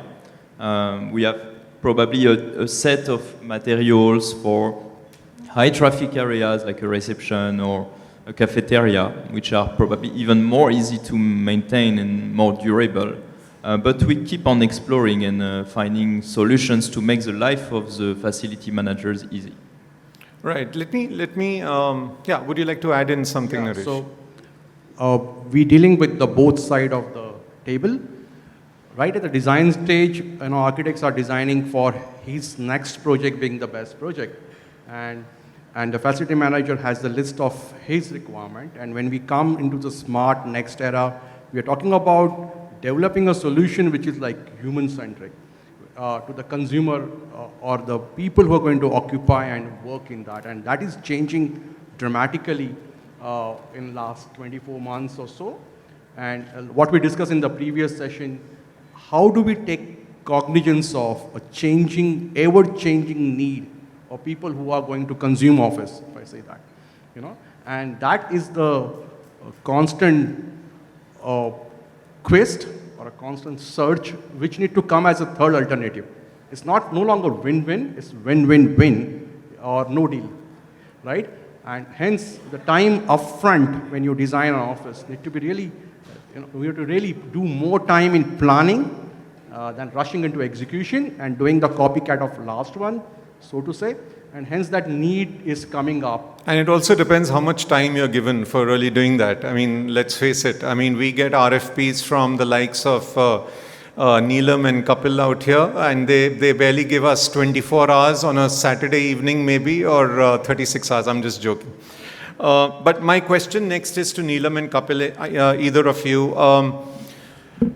Typically, do you feel briefs miss out on areas of concern from your point of view? Would you really feel that a typical brief should cover aspects of concern from day one so that you are orienting the important aspects of the job beyond just design?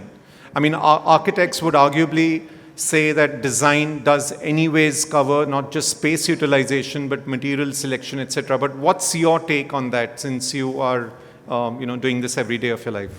So while all due respects to the architects here, they transform what our thoughts are. The paper design is transformed into something what we see and feel. The colors what we think are actually, transformed into the furnitures and the splashes of the carpet. As facility manager, I would say, we need the flexibility of the place. The transformation of the future expansion has to be taken care at the, very thought of designing. Hybrid model has taught us in a big way, yet it was there before too. The thoughts of architects and the facility managers have to combine together, form something which has the emotion for employees, right? It's not just the place to sit and work and be productive. I think I am very emotional because I sit 10 hours a day of my day there, not spending waking hours at home, but in office. So has to take care of the aspects of my well-being. Me as, not as facility manager, but as an employee, I would say, it has to take care of what I feel, being happy. The employees have to feel happy to be productive. So all those aspects have to be, part of the design. In my previous company, BCG, we had sessions with all cohorts. All cohorts came together. They gave their inputs, and we were like quite, and Space Matrix did the designing, and we were quite impressed by the way architects were also not thinking, because the employees thought that this is what they want, and they transformed that, right? We say Google Office is beautiful and Facebook is beautiful, we want likes of the same, yet some things are not functional. Some things are just aesthetics, some are just design elements. We want it to be a functional, maintenance-free, the office where Kapil is coming from now, and I was there in Airtel. The thoughts about the right part of the menu, the costs were not seen as much. We invested so much. The furniture was from US, and I would not say the made in India is not, AFC is here, and it's definitely good, but we invested in something which was durable. The maintenance part is something, and the furniture is still running good, the carpet is there, the building is doing well. They are paying for your dinner, AFC today, so yeah. Yeah, All so right. I complimented them. So made in India definitely is something we should, after our Pradhan Mantri Modi is telling that we should go for that. But I think it's not versus. I would never say architect versus facility managers, but we have to transform into us, right? Great. Instead So we can end the debate there. There's no fight between architects and facility managers. We're all working together. I think we can have an early dinner. Kapil, what about you? What do you think really is, are briefs really taking care of aspects that are of concern to you beyond space planning? So while Neelam has covered the operation and maintenance side of things, I would say the design brief is more on the planning side. And at the first, I think we're all working in this industry for long. I mean, the first RFP, as you called it, which goes to the architect, is more of a space program. It's only about how many workstations you want, maybe a little bit about whatever flexible spaces, the server room, the reception, and all those programs that you can fit in. And the initial fight, I would say, is more on the amount of seats that you can fit in, because we as facility managers would want to pack more, yet keep the office more open. And as we go on, the design brief changes. So overall, your first plan would be maybe only for a concept design layout, when you're actually just trying to fit into the program on what can fit in and what cannot. Later, as we do our design development, so which is where I would say, I mean, this debate really starts from that at the time of conceptualization, at the time where the design is being developed and the materials are being specified, we as facility managers should actually be a stakeholder while these are being done, being conceptualized, the color schemes coming up, how the graphics would come, where each people is going to say it, where the business is going to have individual requirements coming in there. So a lot of programming, I mean, we put a layout around, there's a lot of programming that needs to happen during the interim side of it before the execution really takes place. I can see the architect in you is very alive and is very pro-architect. So that's nice. And I wish a lot more facility managers were like that. I know Neelam is also very pro-architect. But yeah, you wanted to add something, Sheetal? So we have both type of clients, one who are very, very clear of what they want.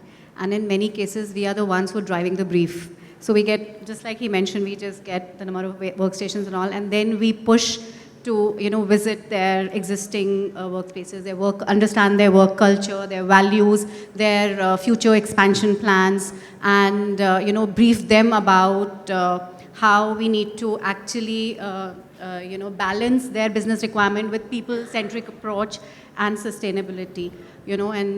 So we drive that. Then we push towards having these design charrettes where their already existing facility managers and their employees or managers are there, and then drive the brief. So there's a pre-concept stage that we push towards, and then between the pre-concept and concept, the brief actually gets defined very clearly, and then we sign off and then start the design work, because many of them are not very clear on, That's very interesting. That was leading to my next question, which you've already answered. So that's really interesting. In fact, I would say, and I said this a couple of days back in another conference that happened very close by, that, the architect's job does not really begin by receiving the brief, but it begins by questioning the brief.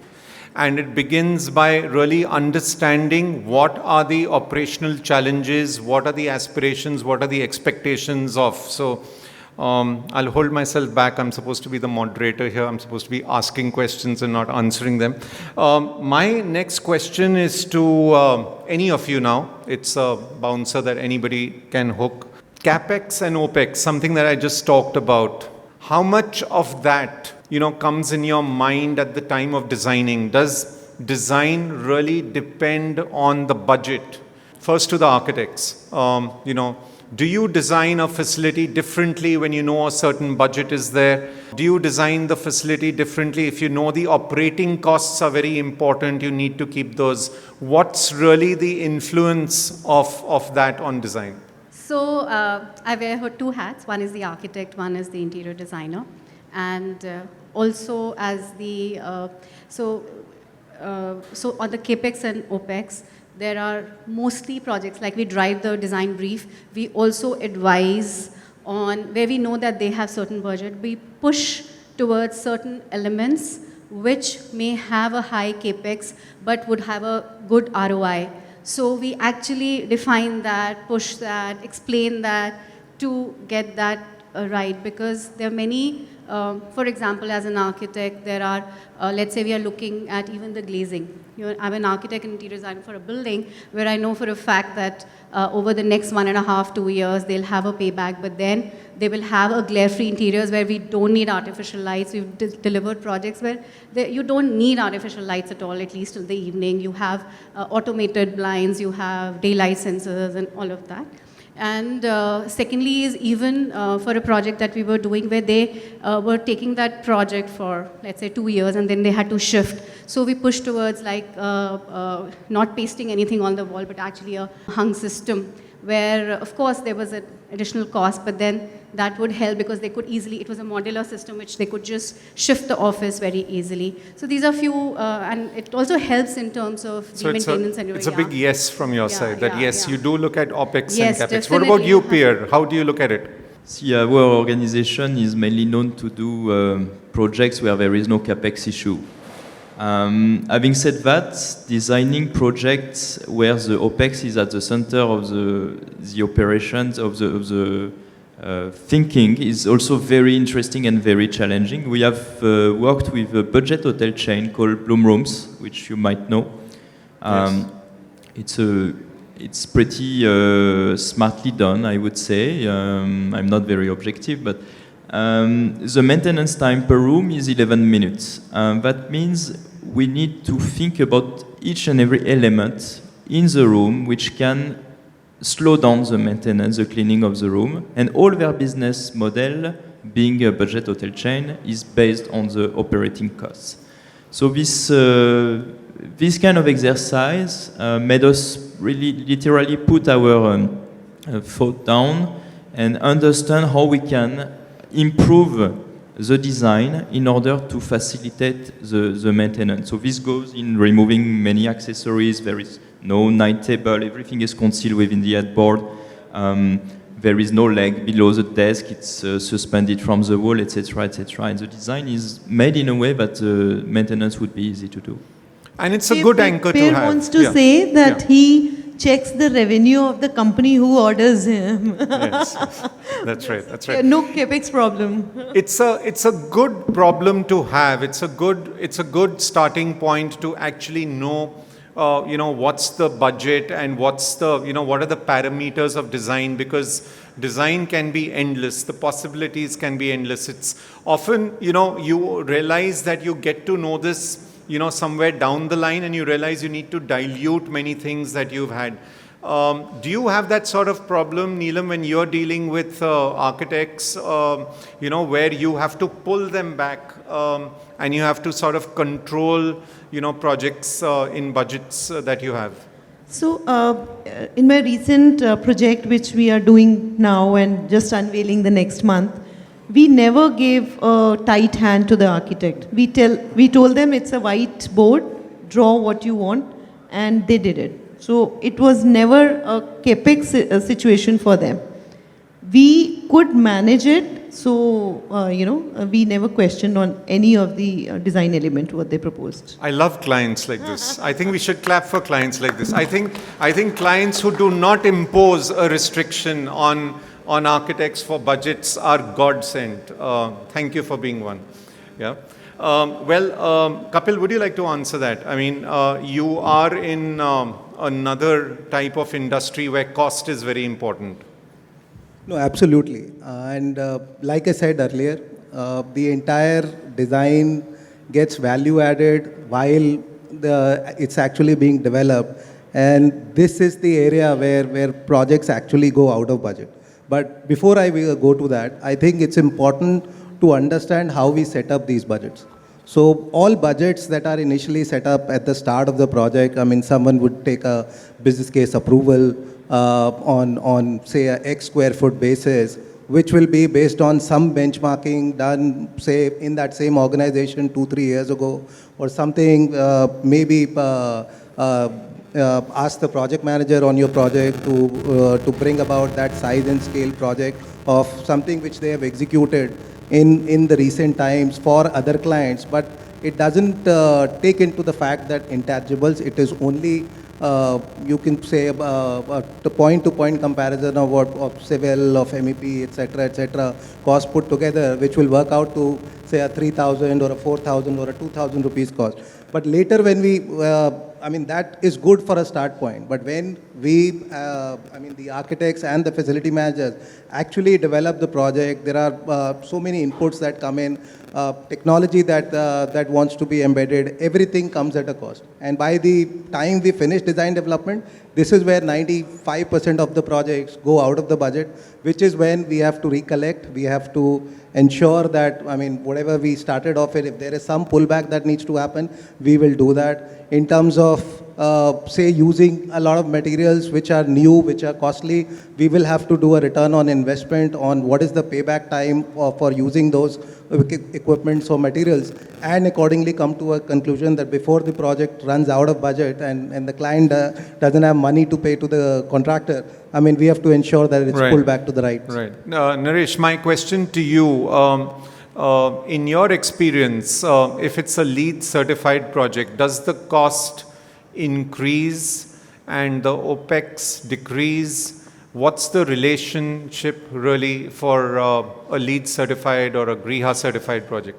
So when we speak about adding some materials which give extra points and, you know, things like that, I've been part of this well standard getting set. And that is the new definition of a green or a sustainable building.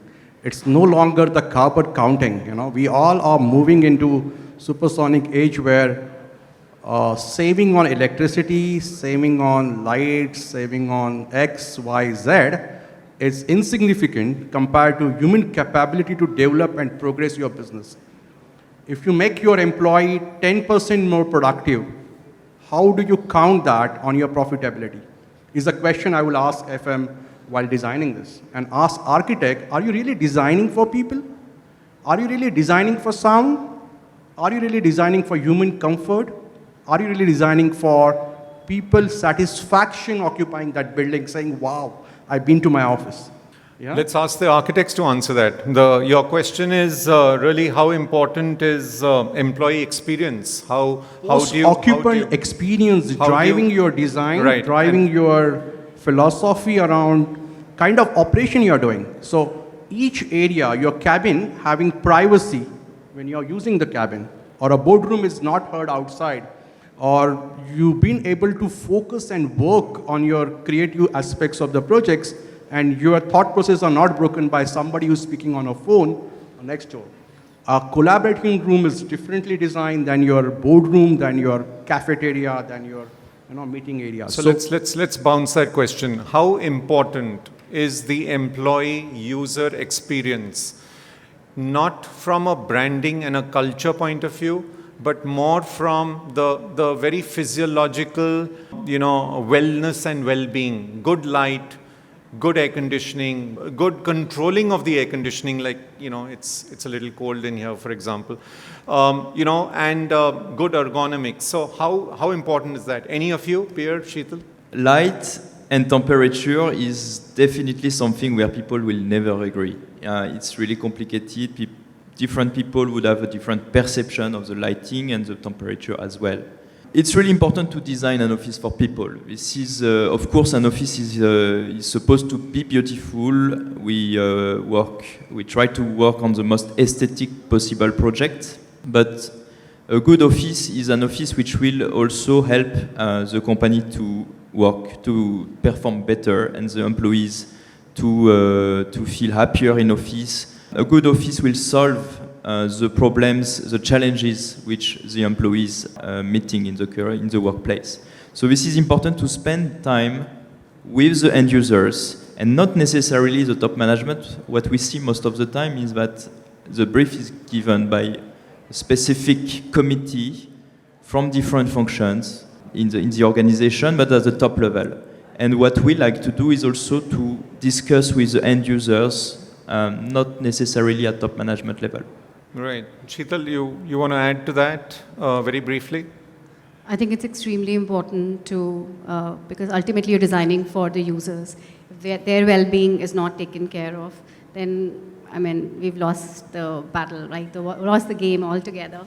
And so we've delivered offices which cost nothing, but created these beautiful experiences, connecting them with nature, having lower LPDs, lesser electricity demand. We've designed offices at 800 square feet per ton as against 200 or 300 that is there, and at lesser cost. So, and creating lovely experiences for these people, because that's what you increase. Do you ever fight a battle with a client and try and explain to him that white light is more like a hospital and warm light is more hospitality-like? I mean, how do you fight that battle? Because I fight that all the time. Also all the time. All the time. So how do you convince people on the quality of light? Let's just focus it on that. You know, we actually have to sometimes take them to sites to make them actually experience that you don't need that glare, you don't need all of that, you need warmth, so every kind of space will have different kind of lighting level. Some places need just, to soothe. Right. Kapil, Neelam, do any of you feel that you need to fight on those lines, or is it just a casual walk in the park and you get your way across? I'm sure Neelam gets her way across. I'll say not as much. I think we as a company... Light was just an example. The quality of light was just an example. It could be anything else that's really pertinent for you in a facility. When we ask the architect to design it, I mean, they're really the most experienced people to do it. So overall, I mean, as long as the materials and the maintenance part of it is sorted, we should really look at them to really design the space for us the way they want to. So wherever the sensors need to be put in, the light temperature, the number of lights, the lux levels required, and all the nitty-gritties around it. So it's just the architects and the service consultants behind them who are making this entire place function, and they're the ones behind the desk who are actually charting everything out together to actually make the function to make it function beautifully, and which will end up in that employee experience, whether it's color or temperature or light or finishes or just the entire experience of using every space in that office. Okay, so I'm going to ask a general question to any of you now. Rashmi was just talking about a brick wall, and it occurred to me when I was hearing her example that an architect would like a natural brick wall. A facility manager would like a fake brick wall, tiles, bricks coming in tiles, and architects would, say, give me a break. I want the real material, or let's not do that. How do we answer that debate? This is a classic question. And the person who answers this question the best. So this is your bonus round. Use the natural material. That's the wall you should go for. No, let's be focused on the brick wall question. Yeah. So I'm just drawing an analogy. Correct. What really is, the way out? What's the perspective that wins, that allows an architect to win over or allows an FM to win over? Yeah. So whatever takes you near to the nature, whatever takes you near to your natural instinct and comfort, it also depends on the business you are into. Whether you are a knowledge worker or you have the, running a facility which is gaming zone or, those kind of things. So it's really depend upon where you work. Next. As facility manager, I would say if it's treated well, I would go with the natural brick. Maintenance free, I would go for that. Instead of the wallpaper or the tile, which is not looking as aesthetic as natural brick would do. Right. Pierre, what would you say? I think we need to choose the right client who can understand this. And let's work together. Sheetal, how would you address this conundrum, this puzzle of, wanting the actual material but yet wanting it to be durable?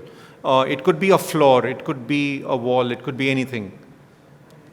So I think the right way of installing and the right treatment so that it doesn't need that much of maintenance, but some materials are so breathable, right? So they're nice as they are, like as natural they are.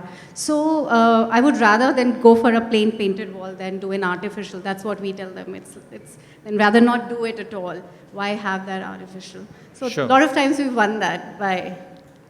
I would say I would go with the natural finish as long as it's maintainable, and if it's not, we have to find ways to maintain it, right? So even if you, take that brick wall for example. I'm sure it's a brick wall. It'll catch that, whatever water, air, or whatever oxidizes it to a limit. I'm sure there are chemicals available, there are sprays available, but one has to go that extra mile to ensure that it comes to reality. And the engineers behind it have to be all at one place to actually make that happen. Okay, so I'll tell you the answer that I had rehearsed in my mind. And so the book still stays with me. I think there's this concept called wabi-sabi, which really is a Japanese term that says let materials be natural, let them age, and let them be what they are. Just like each of us as end users age with time, we want our materials, both in the inner environments and the outer environments to really age. I think it's a dialogue that is endless between, in such discussions where we really need to say, let things happen, let there be light, let aging happen, let erosion happen, let things happen, but not to the extent that it spoils the, the entire look. So does that sort of, yeah? Yeah, that's right. Okay.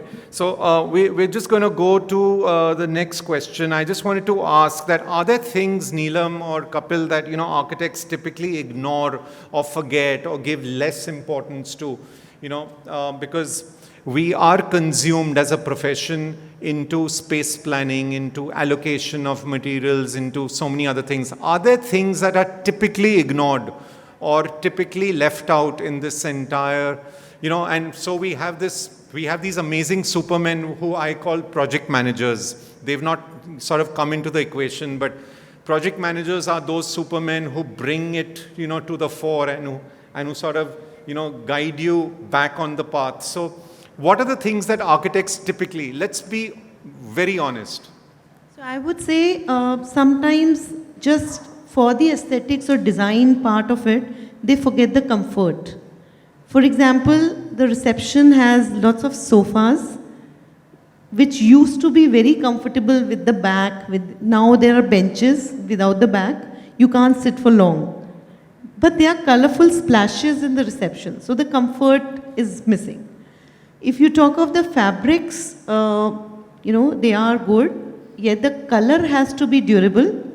We have to think on the footfall as per the office and as per the, number of people coming, or you could say the type of office employees.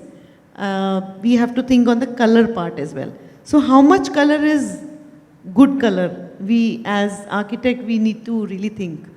Just too much of white is hospital.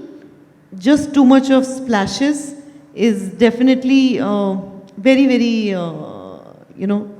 not durable in my sense. Right.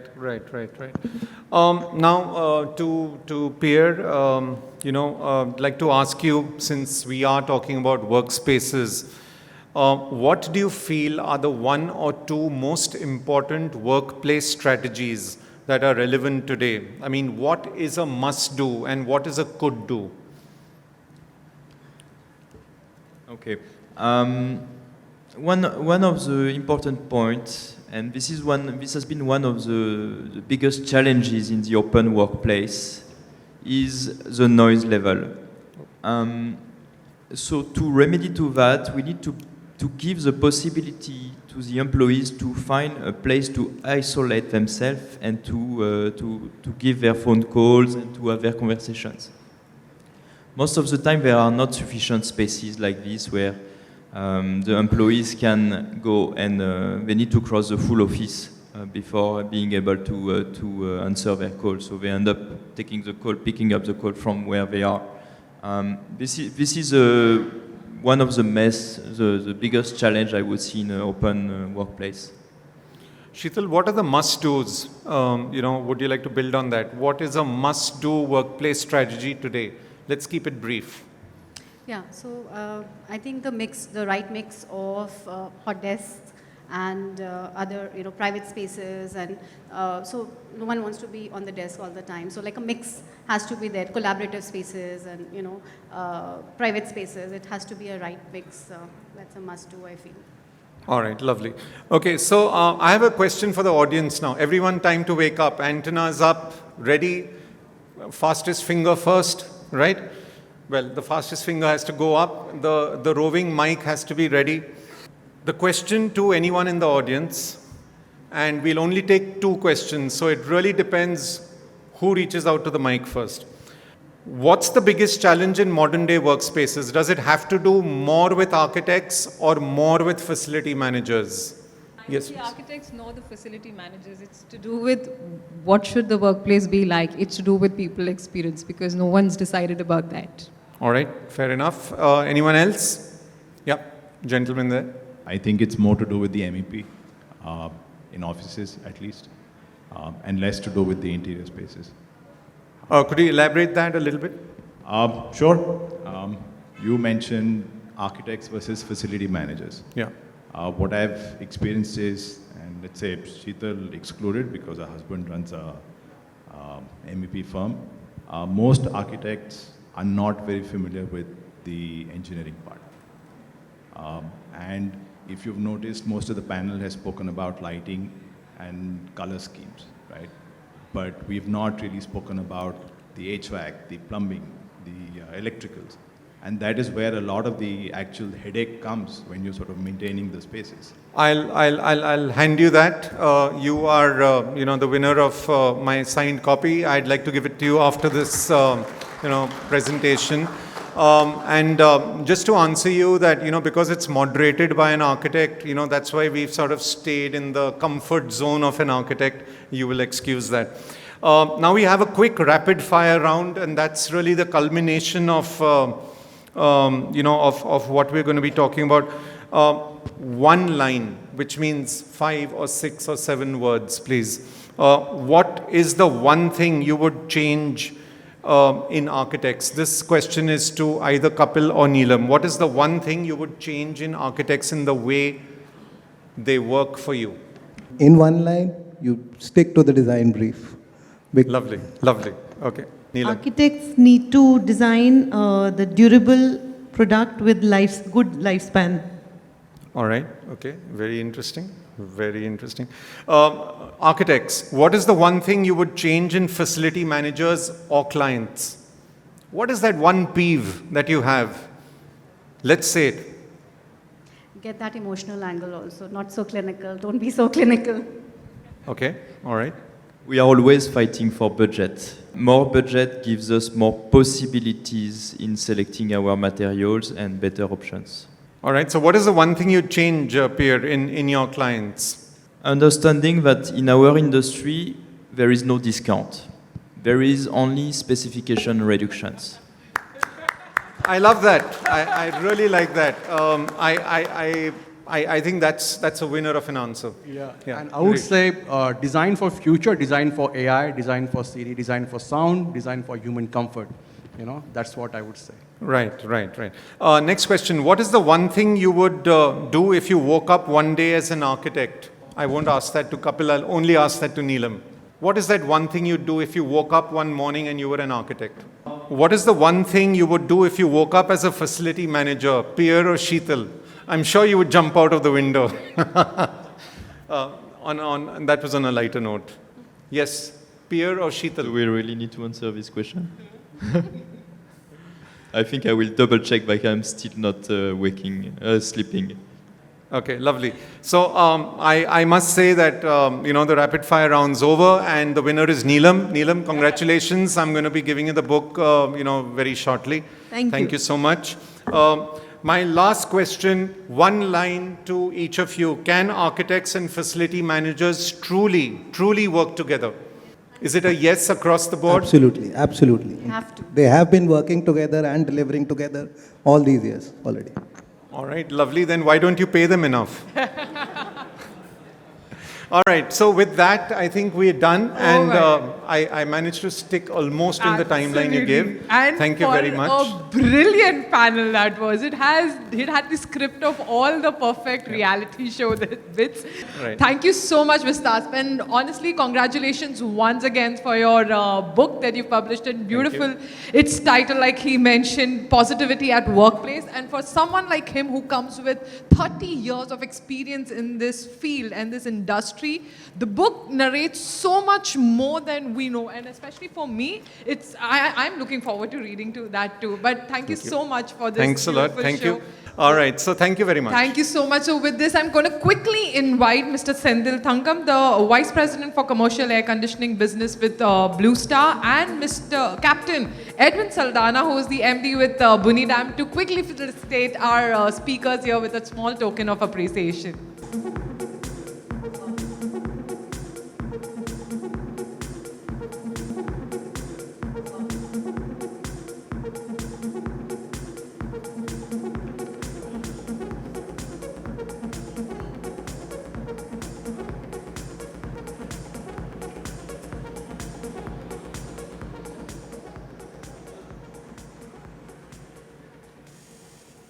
Now we are going to quickly move on to the last leg of our evening and this particular conference, which is titled, the panel discussion that is upcoming, which is called Future of Office. We've heard about how office spaces have been doing. We heard about the changes. We heard about the debates and the challenges that's been faced. We now are addressing how the future of offices is changing and how we are adapting to it. To moderate this panel discussion, I would love to call on stage the dynamic Mr. Sanjay Mehta, who is the Executive Director for Professional Services at Grant Thornton. And joining him are speakers Harshada Pimpalkari, who is the Senior Director for Project Management Division at Colliers India. Joining her are also Lebani Sanyal, who is the Head Corporate Administrations and Facility Management, Hero Motor Corp, and we have joining with them is Utkarsh Kawatra, who is the CEO and co-founder for MyHQ, which is a flexible space provider. Then we have Mr. Sendil Thangam, the VP for Commercial Air Conditioning Business, Blue Star. And finally joining this panel is Prerna Grover, the Head of Office Leasing, Advisory and Alternatives for North India from JLL. Thank you so much, panel members. And I'm going to quickly hand this over to Mr. Sanjay. Good evening. Just sat through that wonderful session of a reality show, and I'm sure all of you were so engrossed in that probably the time now is to dwell upon what's next. We heard architects talking about designing a workplace. We heard them debating between facility managers, but what is the future now? They were all talking about present. Probably if we will dwell a little more about what's the future and what's the change in the nature of work and workplace. I remember some of them referring to it as office, office, office. Probably we had it 20 years ago, what was an office. Office is no longer an office, it's a workplace. The difference between an office and a workplace is a place where now I love to go, and that's what my workplace is. Office was where I was forced to go and work there. So that's one change in the workplace. And the other part is that, yes, workplace has changed, but the work has not. The way to work has changed. So the future of the offices is to cater to how the way of new working is. And with this, I would want to open the question to the panel is saying, what has caused the change in the workplace?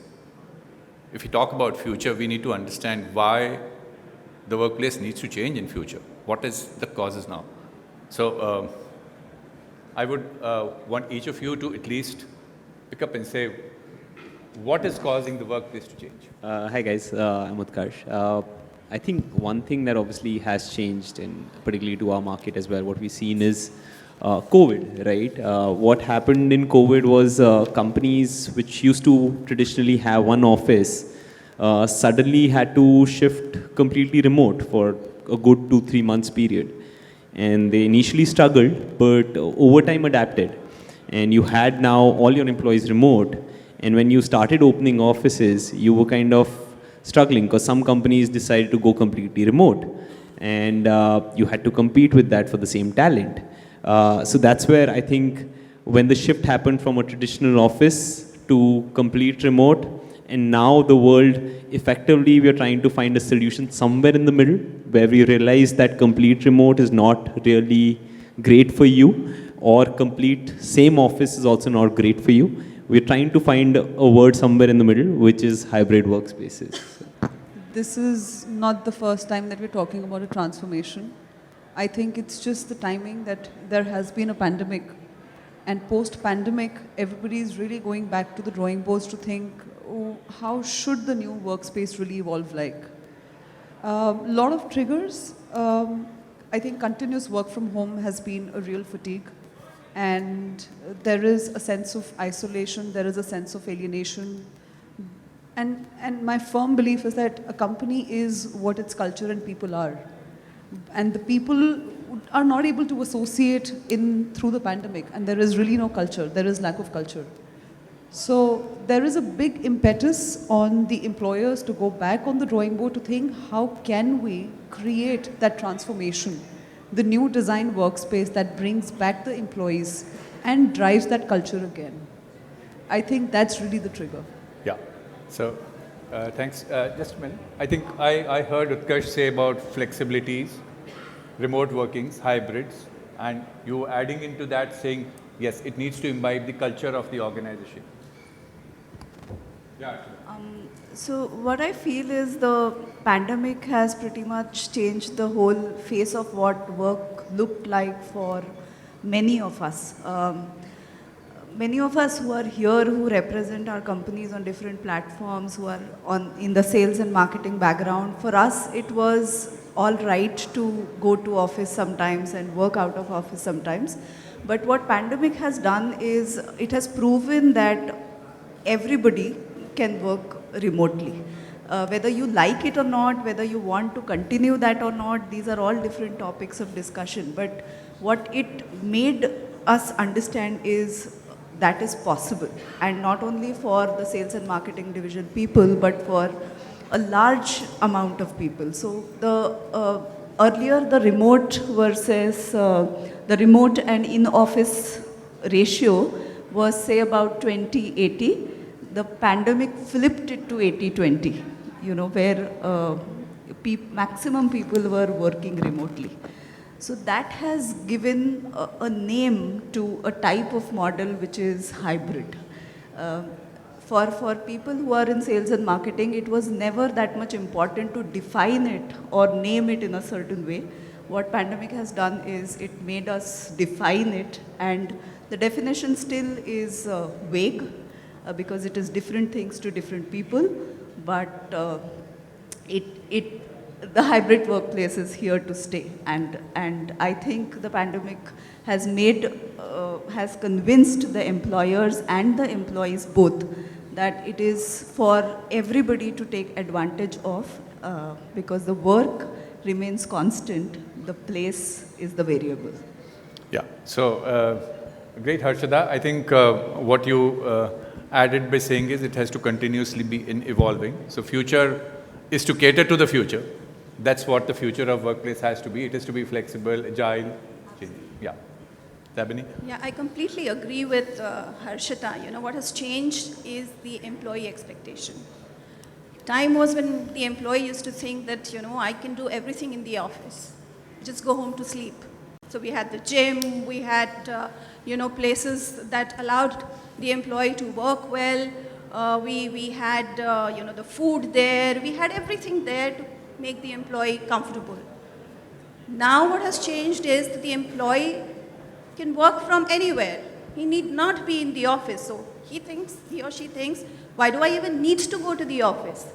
The challenge that the employers are now facing today is to get employees back into the office. And how can they redesign the office to ensure that the employees are welcomed back, they can work, they can, you know, efficiently work, anywhere, whether they're in the office or they're working remotely. And, essentially it works out to a hybrid workplace that they are looking at. And that's what has changed completely. Yeah, so Labani, what I hear you say is that the future office has to be able to welcome employees back. It is something where people would love to come back if they have to come back, and when they have to come back. It may be 20% coming back or 80% coming back, but they need to be there, love to come back and enjoy the place that they are. That's the future workplace. I agree with all of them. I just wanted to add a few more points. What we have seen with respect to office designs pre and post pandemic. One is what we have seen is there is a great increase in the occupancy per square feet kind of design. Previously we saw offices designed with even at 60 or 50 square feet per person. Now that has drastically changed in the post-pandemic. Even though the square feet of office is same, the number of people to be housed inside that is completely different in the post-pandemic. The second point what we observe is there is a lot of importance being given on wellness and health. The indoor air quality was a forgotten subject for many years in India, but after this pandemic, people are asking for more fresh air changes, more ventilations to be incorporated in the design. So that is a welcome change, what we are seeing. In fact, it should be a normal practice, but which was not followed here due to various factors like cost and time taken for completing the project. So that has undergone a dramatic change after the pandemic. And the third one, what we are seeing is the kind of open spaces created in the office design, plus the smart zones like which will enable virtual meetings for hybrid kind of functioning, because we see 20%, 30% in the office, some 70% away, but we need to have a meeting.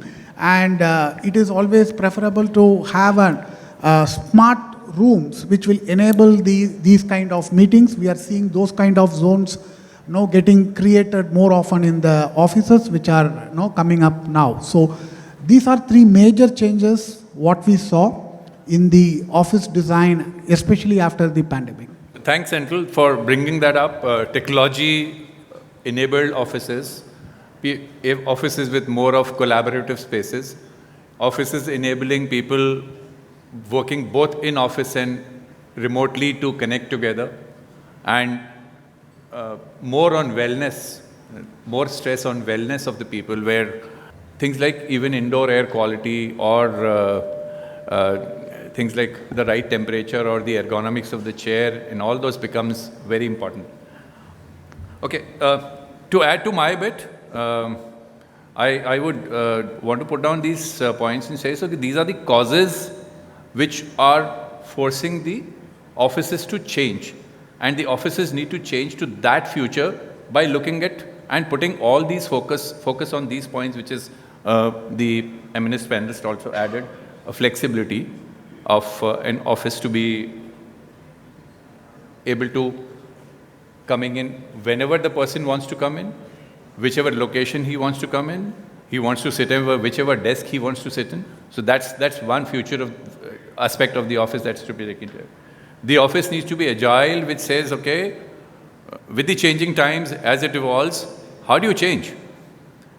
If it is fixed office spaces, tomorrow you have got 100 workstations lined up, you need to hold a town hall. How do you quickly make space for in the same office? So the office space needs to be agile, quickly, flexibly change around.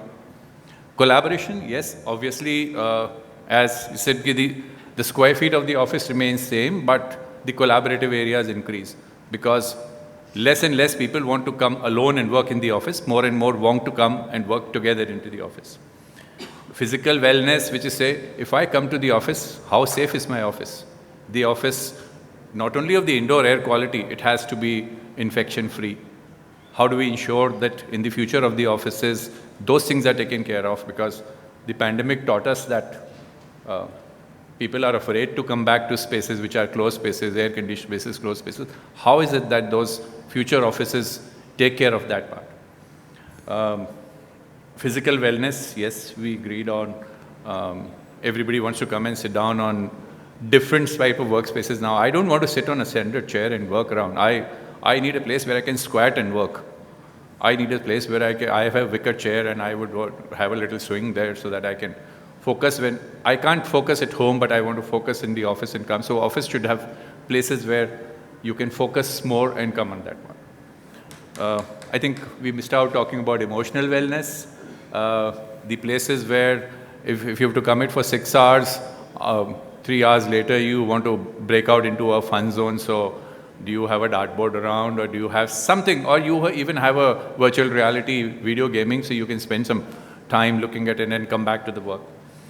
I think we also heard about office being self-driven, where more and more people would want to do things on their own rather than being dependent upon somebody else to look at. So everything needs to move on that little device that I carry in my pocket, an app which says, okay, I book my seat, how do I order my food, how do I fire my prints, how do I send my couriers. So those services need to be more of that part. Sustainability, yes, with the ESG coming in, the office needs to look at that part. How are you not generating the greenhouse effect? How are you taking care of the plastic waste in the office? People are aware of that, so that future of the office takes place. And obviously, yes, the office needs to welcome back people. So with the millennials coming in, every time you walk into the office as a new joiner comes in, he or she wants to take a selfie, so there has to be a selfie corner. Post my photograph immediately on the Instagram, oh, here I am, I'm proud to be a part of it, and that's what makes the office there. And the last and not the least is, but of course, the brand consciousness in the office. As I work remotely, how do I relate to the brand that is there? What is it that the office tells me of the brand? Earlier, we used to have a logo and yes, this is the office, and outside there's a huge board. You come in, you will have, now you have culture walls in the offices, you have the values which are depicted out through touch screens or through interactive screens.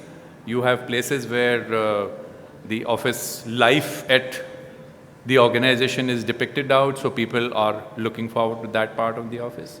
And also, probably something on the history of the brand, how it carries off.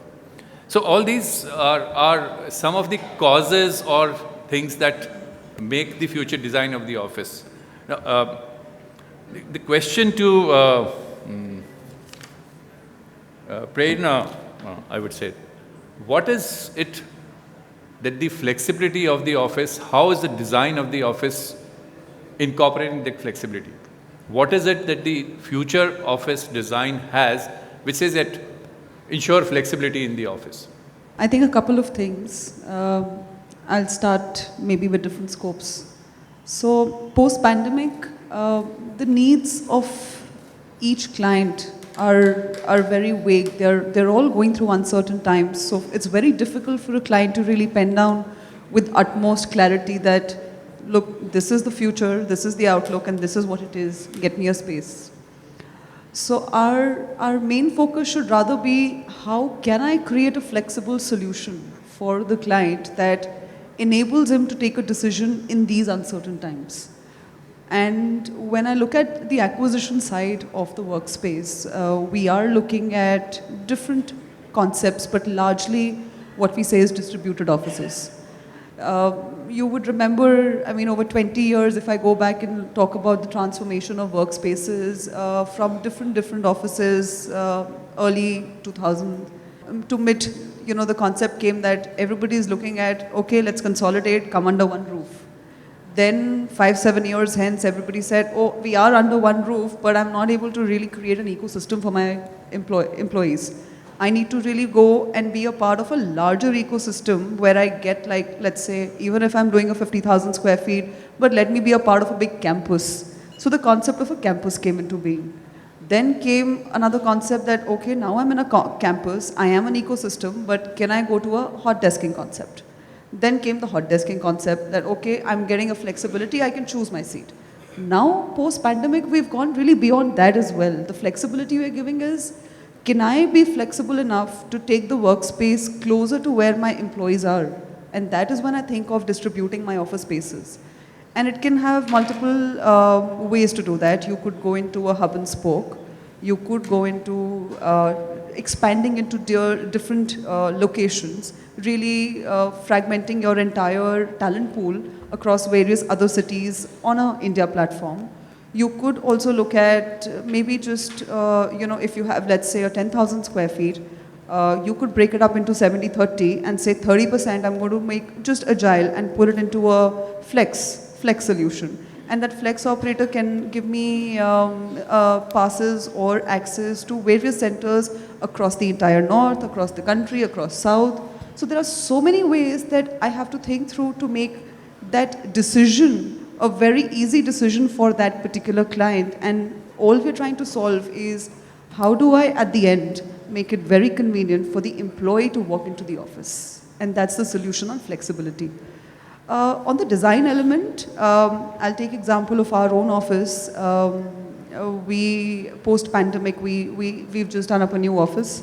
We inaugurated in a soft launch in March, and we were still following COVID protocols. I had a roster given to my team, and there was 50% attendance to be followed, alternative days. I was pleasantly surprised, just 1 week into it, everybody wants to come into office every day.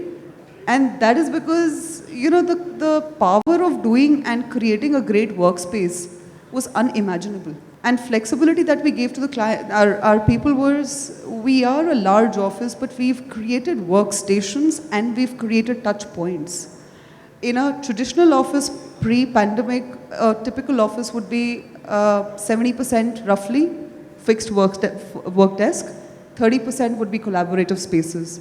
Today, the ratio's gone, even a lopsided ratio, 30-70, is a very good solution. Yes. So we've gone really breaking all those rules and are working on different and new ratios. People don't want to be confined to a space. I want to now pick up my laptop and sit through anywhere in the office. And it could be a workstation, it could be a collab space, it could be a touchdown, it could be anything. And that is the flexibility we need to really think through and give it to our employees. So flexibility in future offices is something which has to be the ingredient of a future office. You need to have spaces which cater to not only the organization but also to the employee. And in a particular day, everybody wants to walk into the office. So, if the office has only 100 seats and 150 people come into the office, how do you manage that flexibility? Can you convert those collaborative spaces into seating spaces immediately? Do you have a way to predict how many people will walk into the office tomorrow? So those flexible solutions need to be built into the future of the office spaces. That's the first ingredient we talk about. Utkarsh, you are into a different solution of having flexible spaces at different locations and catering to clients who want it as they want it. That's another set of flexibility. Yes, it's to address the flexibility question, I think that's where technology comes in. And for us, we are trying to essentially make people book a workspace by the app. Like that's the whole concept. We would never have imagined that like 5 years or 10 years back, where people would book a space from an app and then go and look for a space within a kilometer of wherever they are, wherever their home is. You used to travel from a Noida to a Gurgaon earlier for your primary office. Now we say you don't have to travel. You get a space within a kilometer of where you are. And that's the advantage of the flexible workspaces, the co-working market that's coming. And on top of it, technology, which is where the marketplaces like us come in, where we can give the person an opportunity to work from wherever he wants. We essentially want to help a person create magic wherever he wants to do, and he can create a magic everywhere. So that's the core thesis on the basis of which we think the office will go towards. So, yeah. Great. On the lighter side of it, I think while I was driving down and my colleague was walking wrong, I said, come, I'll give you a lift. He says, No, I'm in a hurry, I'd rather walk. So the people who have to travel for long distances need these flexible workplaces where they could quickly walk down and have it. Exactly not a very flexible solution for a workplace, but yes, a flexible workplace across different locations is the second aspect of the future of the workplace that's going to be. You know, we are in a time where all the businesses have a chance to reinvent the way they work and make work really, how do I say it, flexible, productive and inclusive. So it's a chance by way of the pandemic, but it's a chance for everyone to really think about how they operated and how they can operate. And there are options available today where you can, like we said, some companies have evolved and they have gone ahead with systemizing this whole hybrid thing. Some companies have just drawn themselves away from the 9-to-5 setup to maybe a 3-2 kind of a setup where 3 days you work from office, 2 days you work from home and 2 days you take off. So it is for every company to kind of have a model for itself that works the best for itself. And it also gives them an opportunity to give their people a chance to choose where they want to work from and how they want to work. I think it's a good place to be in. Right now there's nothing concrete about or one single way of doing it, but there are multiple ways of doing good work in a good environment and one that will make people happy. Every employer and employee, I think, should define and agree upon their notion of a happy workplace or a happy work environment. Yeah. And I mean, that's the need of the hour, that you make your people feel happy about being there and doing what they do. Yeah, so thanks, Harshita. I think earlier it used to make me happy when I had my family photograph on my softboard sitting in front of me, where I used to every day go and sit in the same chair and work around. Now the whole concept has changed. No, I don't need to have a photograph there. I need to carry it and I want to see it whenever I can and whichever place I can sit across. So the future is not something which is a fixed. I also heard you say something about reinventing the wheel. On the lighter side, one of these days I told my son, why reinvent the wheel? Why don't you use the experience that I have to do? So he says, Dad, if I would still look at the wheel, how would the train on the Leviathan run without the wheels? So reinventing the wheel is, yes, very important.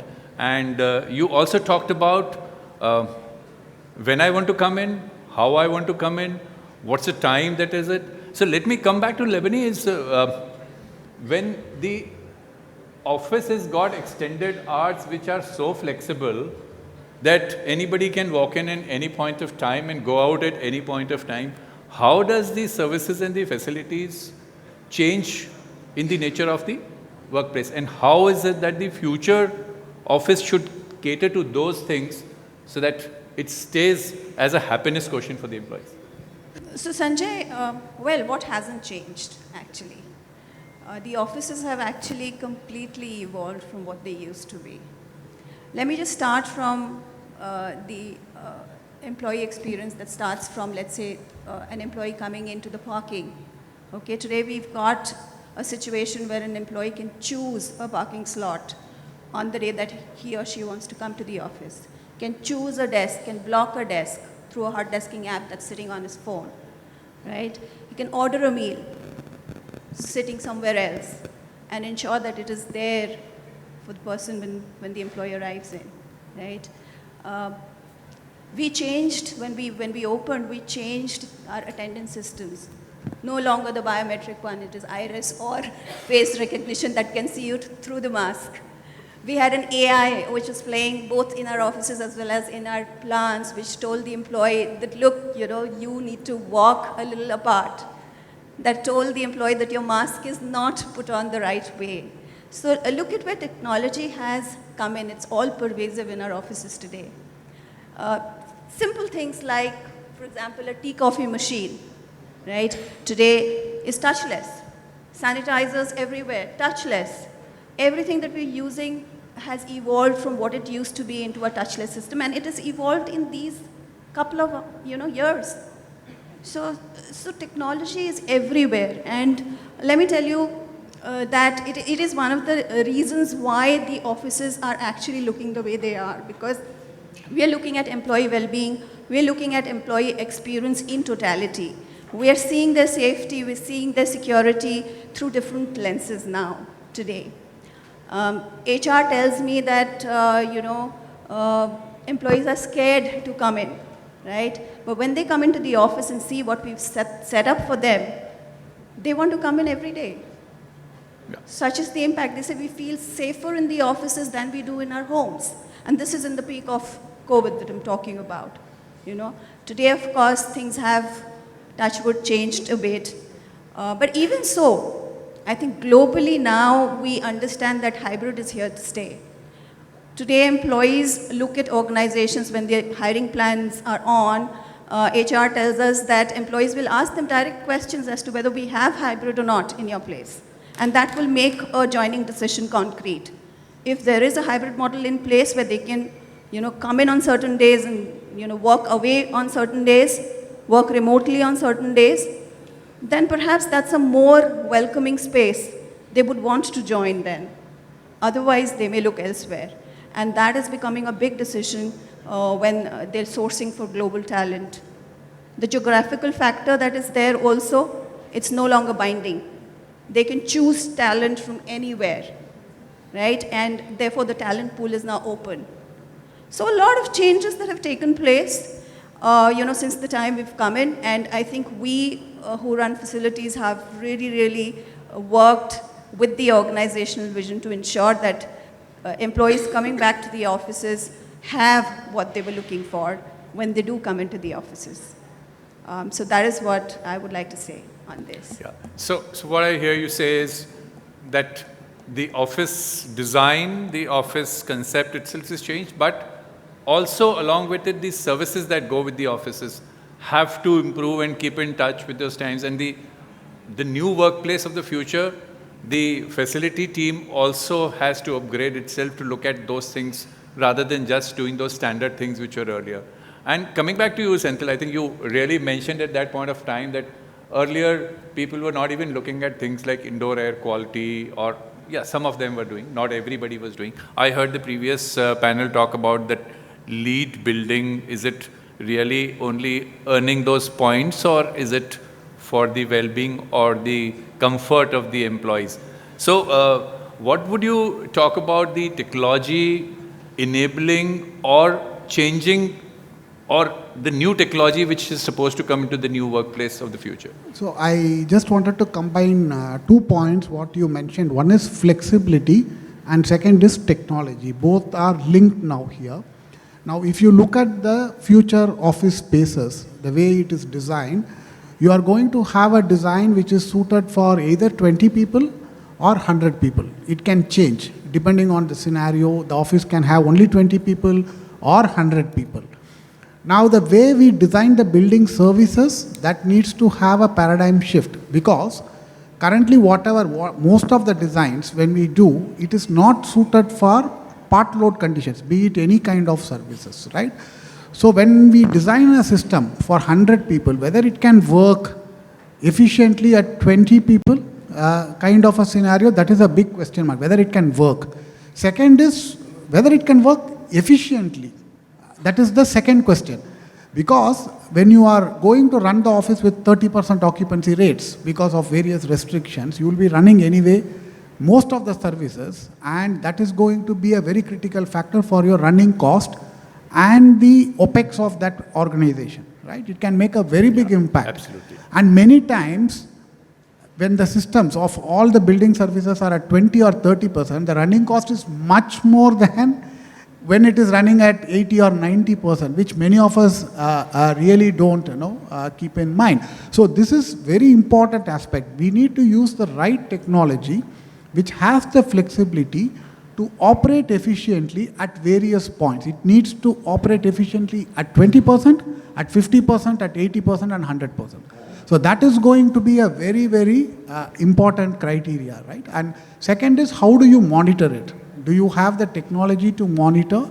You need to enable the customers, the facility managers, to see that the services are used efficiently, right? So today there are various technologies available which helps you to monitor the way the building services are run, how it is run, whether it is efficiently run, is there any problems. There are some predictive analysis being available which will predict the failures of future, and then you can go and set right things so that there is no need of a breakdown scenario itself. There are technologies which has come to even that level. Then there are options of remote monitoring today. That means a facility manager need not be at the premises itself. He can be at his residence and see what's happening around in the whole premises. And multiple facilities can be monitored at the touch of his smartphone. So these are all the things which we need to keep in mind when we look for a design of office in future. Very, very valid point. I'll come back to you, Labini. I heard in the previous panel a gentleman who won the award that architects don't know engineering. Now, so when the new office gets designed, the architects need to imbibe into that, in addition to the brick wall, also the engineering aspect of working flexibility at probably 20% or 30% or 50%, or there is time where, because employees need to be flexible, only 2 people have come into the office. So you start running the entire floor, you start running the entire place, rather than maybe having small sections of the office where 2 people can run and efficiently work at looking at the operating costs also. I'm getting signals from there. There's so much to talk about. So all aspects, I think we talked about the causes for the change in the workplace are what needs to be enabled by technology, by services, and by creating that happiness quotient for the employees to come back into that office space, in the workplace. I am sorry, I don't want to use the office word again now. So before we are going into the conclusion session of the whole thing, one quick question from all of you. Last 2 years, it was forced on us to evolve. Where do you think is it now? Has it already evolved? Is it at a place that will continue for the next 20, 30, 40 years or 5 years or 2? Or it's going to be a drastic change in the next 2 years if this scenario stops now? Pandemic has gone, but COVID is still there. So does the office change only minimally for the future? Is this design is what will stay, or it is going to be a different change altogether coming back? I know it's a little difficult question. It's an imagination that's to run in. But with your experiences, what your clients have been talking to you, what you've been looking around, what is it? I would invite anybody to take the question first. So I think, hybrid is there to stay. I would say hybrid is of 3 kinds roughly. One is hybrid which is completely free, where you or employees can work from anywhere, come to office. The second, I would say, is where it's driven by certain days, where the company decides it's 3 days office, 3 days home. Or the third is which are driven by departments, where you're looking at, let's say, a certain engineering team saying that I'll take this call, customer success team taking this call. I think all the companies are kind of figuring out what will work out of these 3 for them, or will it be more department specific, company specific? How will that work? I think that figuring out is a journey, but one of this or a combination of this will certainly exist for each company. Okay. So Sanjay, I think the future of workspaces is they're all going to be digital infrastructures, because technology is well embraced and is touching the lives of the employers and employees at every level.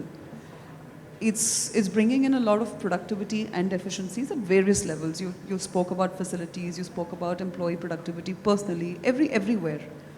And just like there is an iPhone every year, a new launch and a new software upgrade, the systems are going to continue to evolve. So we're going to say, yeah, that's it, we've reached, this is it, this is the transformation, and there is not going to be further transformation. That's really kind of an impossible state to be in. But like I said, workspaces have continuously been evolving. The last this transformation has been kind of knee-jerk because of the pandemic. We've learned, we've accepted, and we've really created a lot of big changes in the way we are all adapting and working today. So my view, it is going to continue to evolve and improve for the better. Okay. I'll carry a line from what Vistav said. 5 words to a line is what, if you can say that. I'm saying the reference says, is this here to stay? Is there going to be a drastic change in future, or is there going to be a minimal change in future? It's evolving, but I think flexibility, technology, purpose, and each individual employee preference, these are the things that are going to drive the offices that we will build in the future. Sure. So Sanjay, the future of workplaces is certainly going to evolve, but most certainly it is going to be a phygital workplace that we're going to look at. Yep. Phygital. A phygital. Physical come digital. Wow, that's Right? new concept. Phygital. That's a great. It's going to be smart, and employee experience is going to be something that will be continuously being looked at by employers. So that's my take on it. Sure. Sanjay, I think what I feel is that it is still evolving. I think what we have seen as of now is a transformation in the office design in the same kind of premises. In simple terms, I think taking the workspaces towards smaller tier 2, tier 3 towns today where the resources are available, whether we are able to do that, I think as of now it is not. That means we are only transforming the existing offices to various changes what we are anticipating. But at some point of time, I feel this is going to certainly change. Things will move more and more towards where resources are available, talent is available. Tier 2 and tier 3 towns, I think we will have more and more infra coming up. But the only bottleneck is going to be whether we have talents to manage those kind of facilities in smaller tier 2, tier 3 towns, where I think technology will play a major role. We have to wait and see how this technology evolution is going to enable us to manage multiple facilities across smaller places. I think we have to wait and see. I think there is a possibility that it can happen, but it's going to take some time. I think as of now, I would say it is evolving. Okay. So thank you very much for those insights. New office, the future office space is still evolving, but definitely what we talked about, I don't want to repeat those points again, but flexibility, agility, technology, wellness, happiness, availability of brand, telling a story for where I am coming in, giving the millennials a chance to be flaunting, and I would like to borrow that word is phygital is the new pace of the office. So thank you very much. Thank you so much, Mr. Sanjay, and thank you so much, panel members, for all of your insights and all of the thoughts that you all put together to narrate such a beautiful story behind the future of offices and to give your perspectives onto it. Sanjay, thank you so much. Really beautifully directed and moderated. So with this, I'm quickly going to invite on stage Mr. Naresh Duble from North Ceilings and Mr. Tongram, who is the country head for AFC Furniture Solutions, along with Mr. Bibot to felicitate our panel members here for this beautiful final and concluding session of the conference. Thank you so much.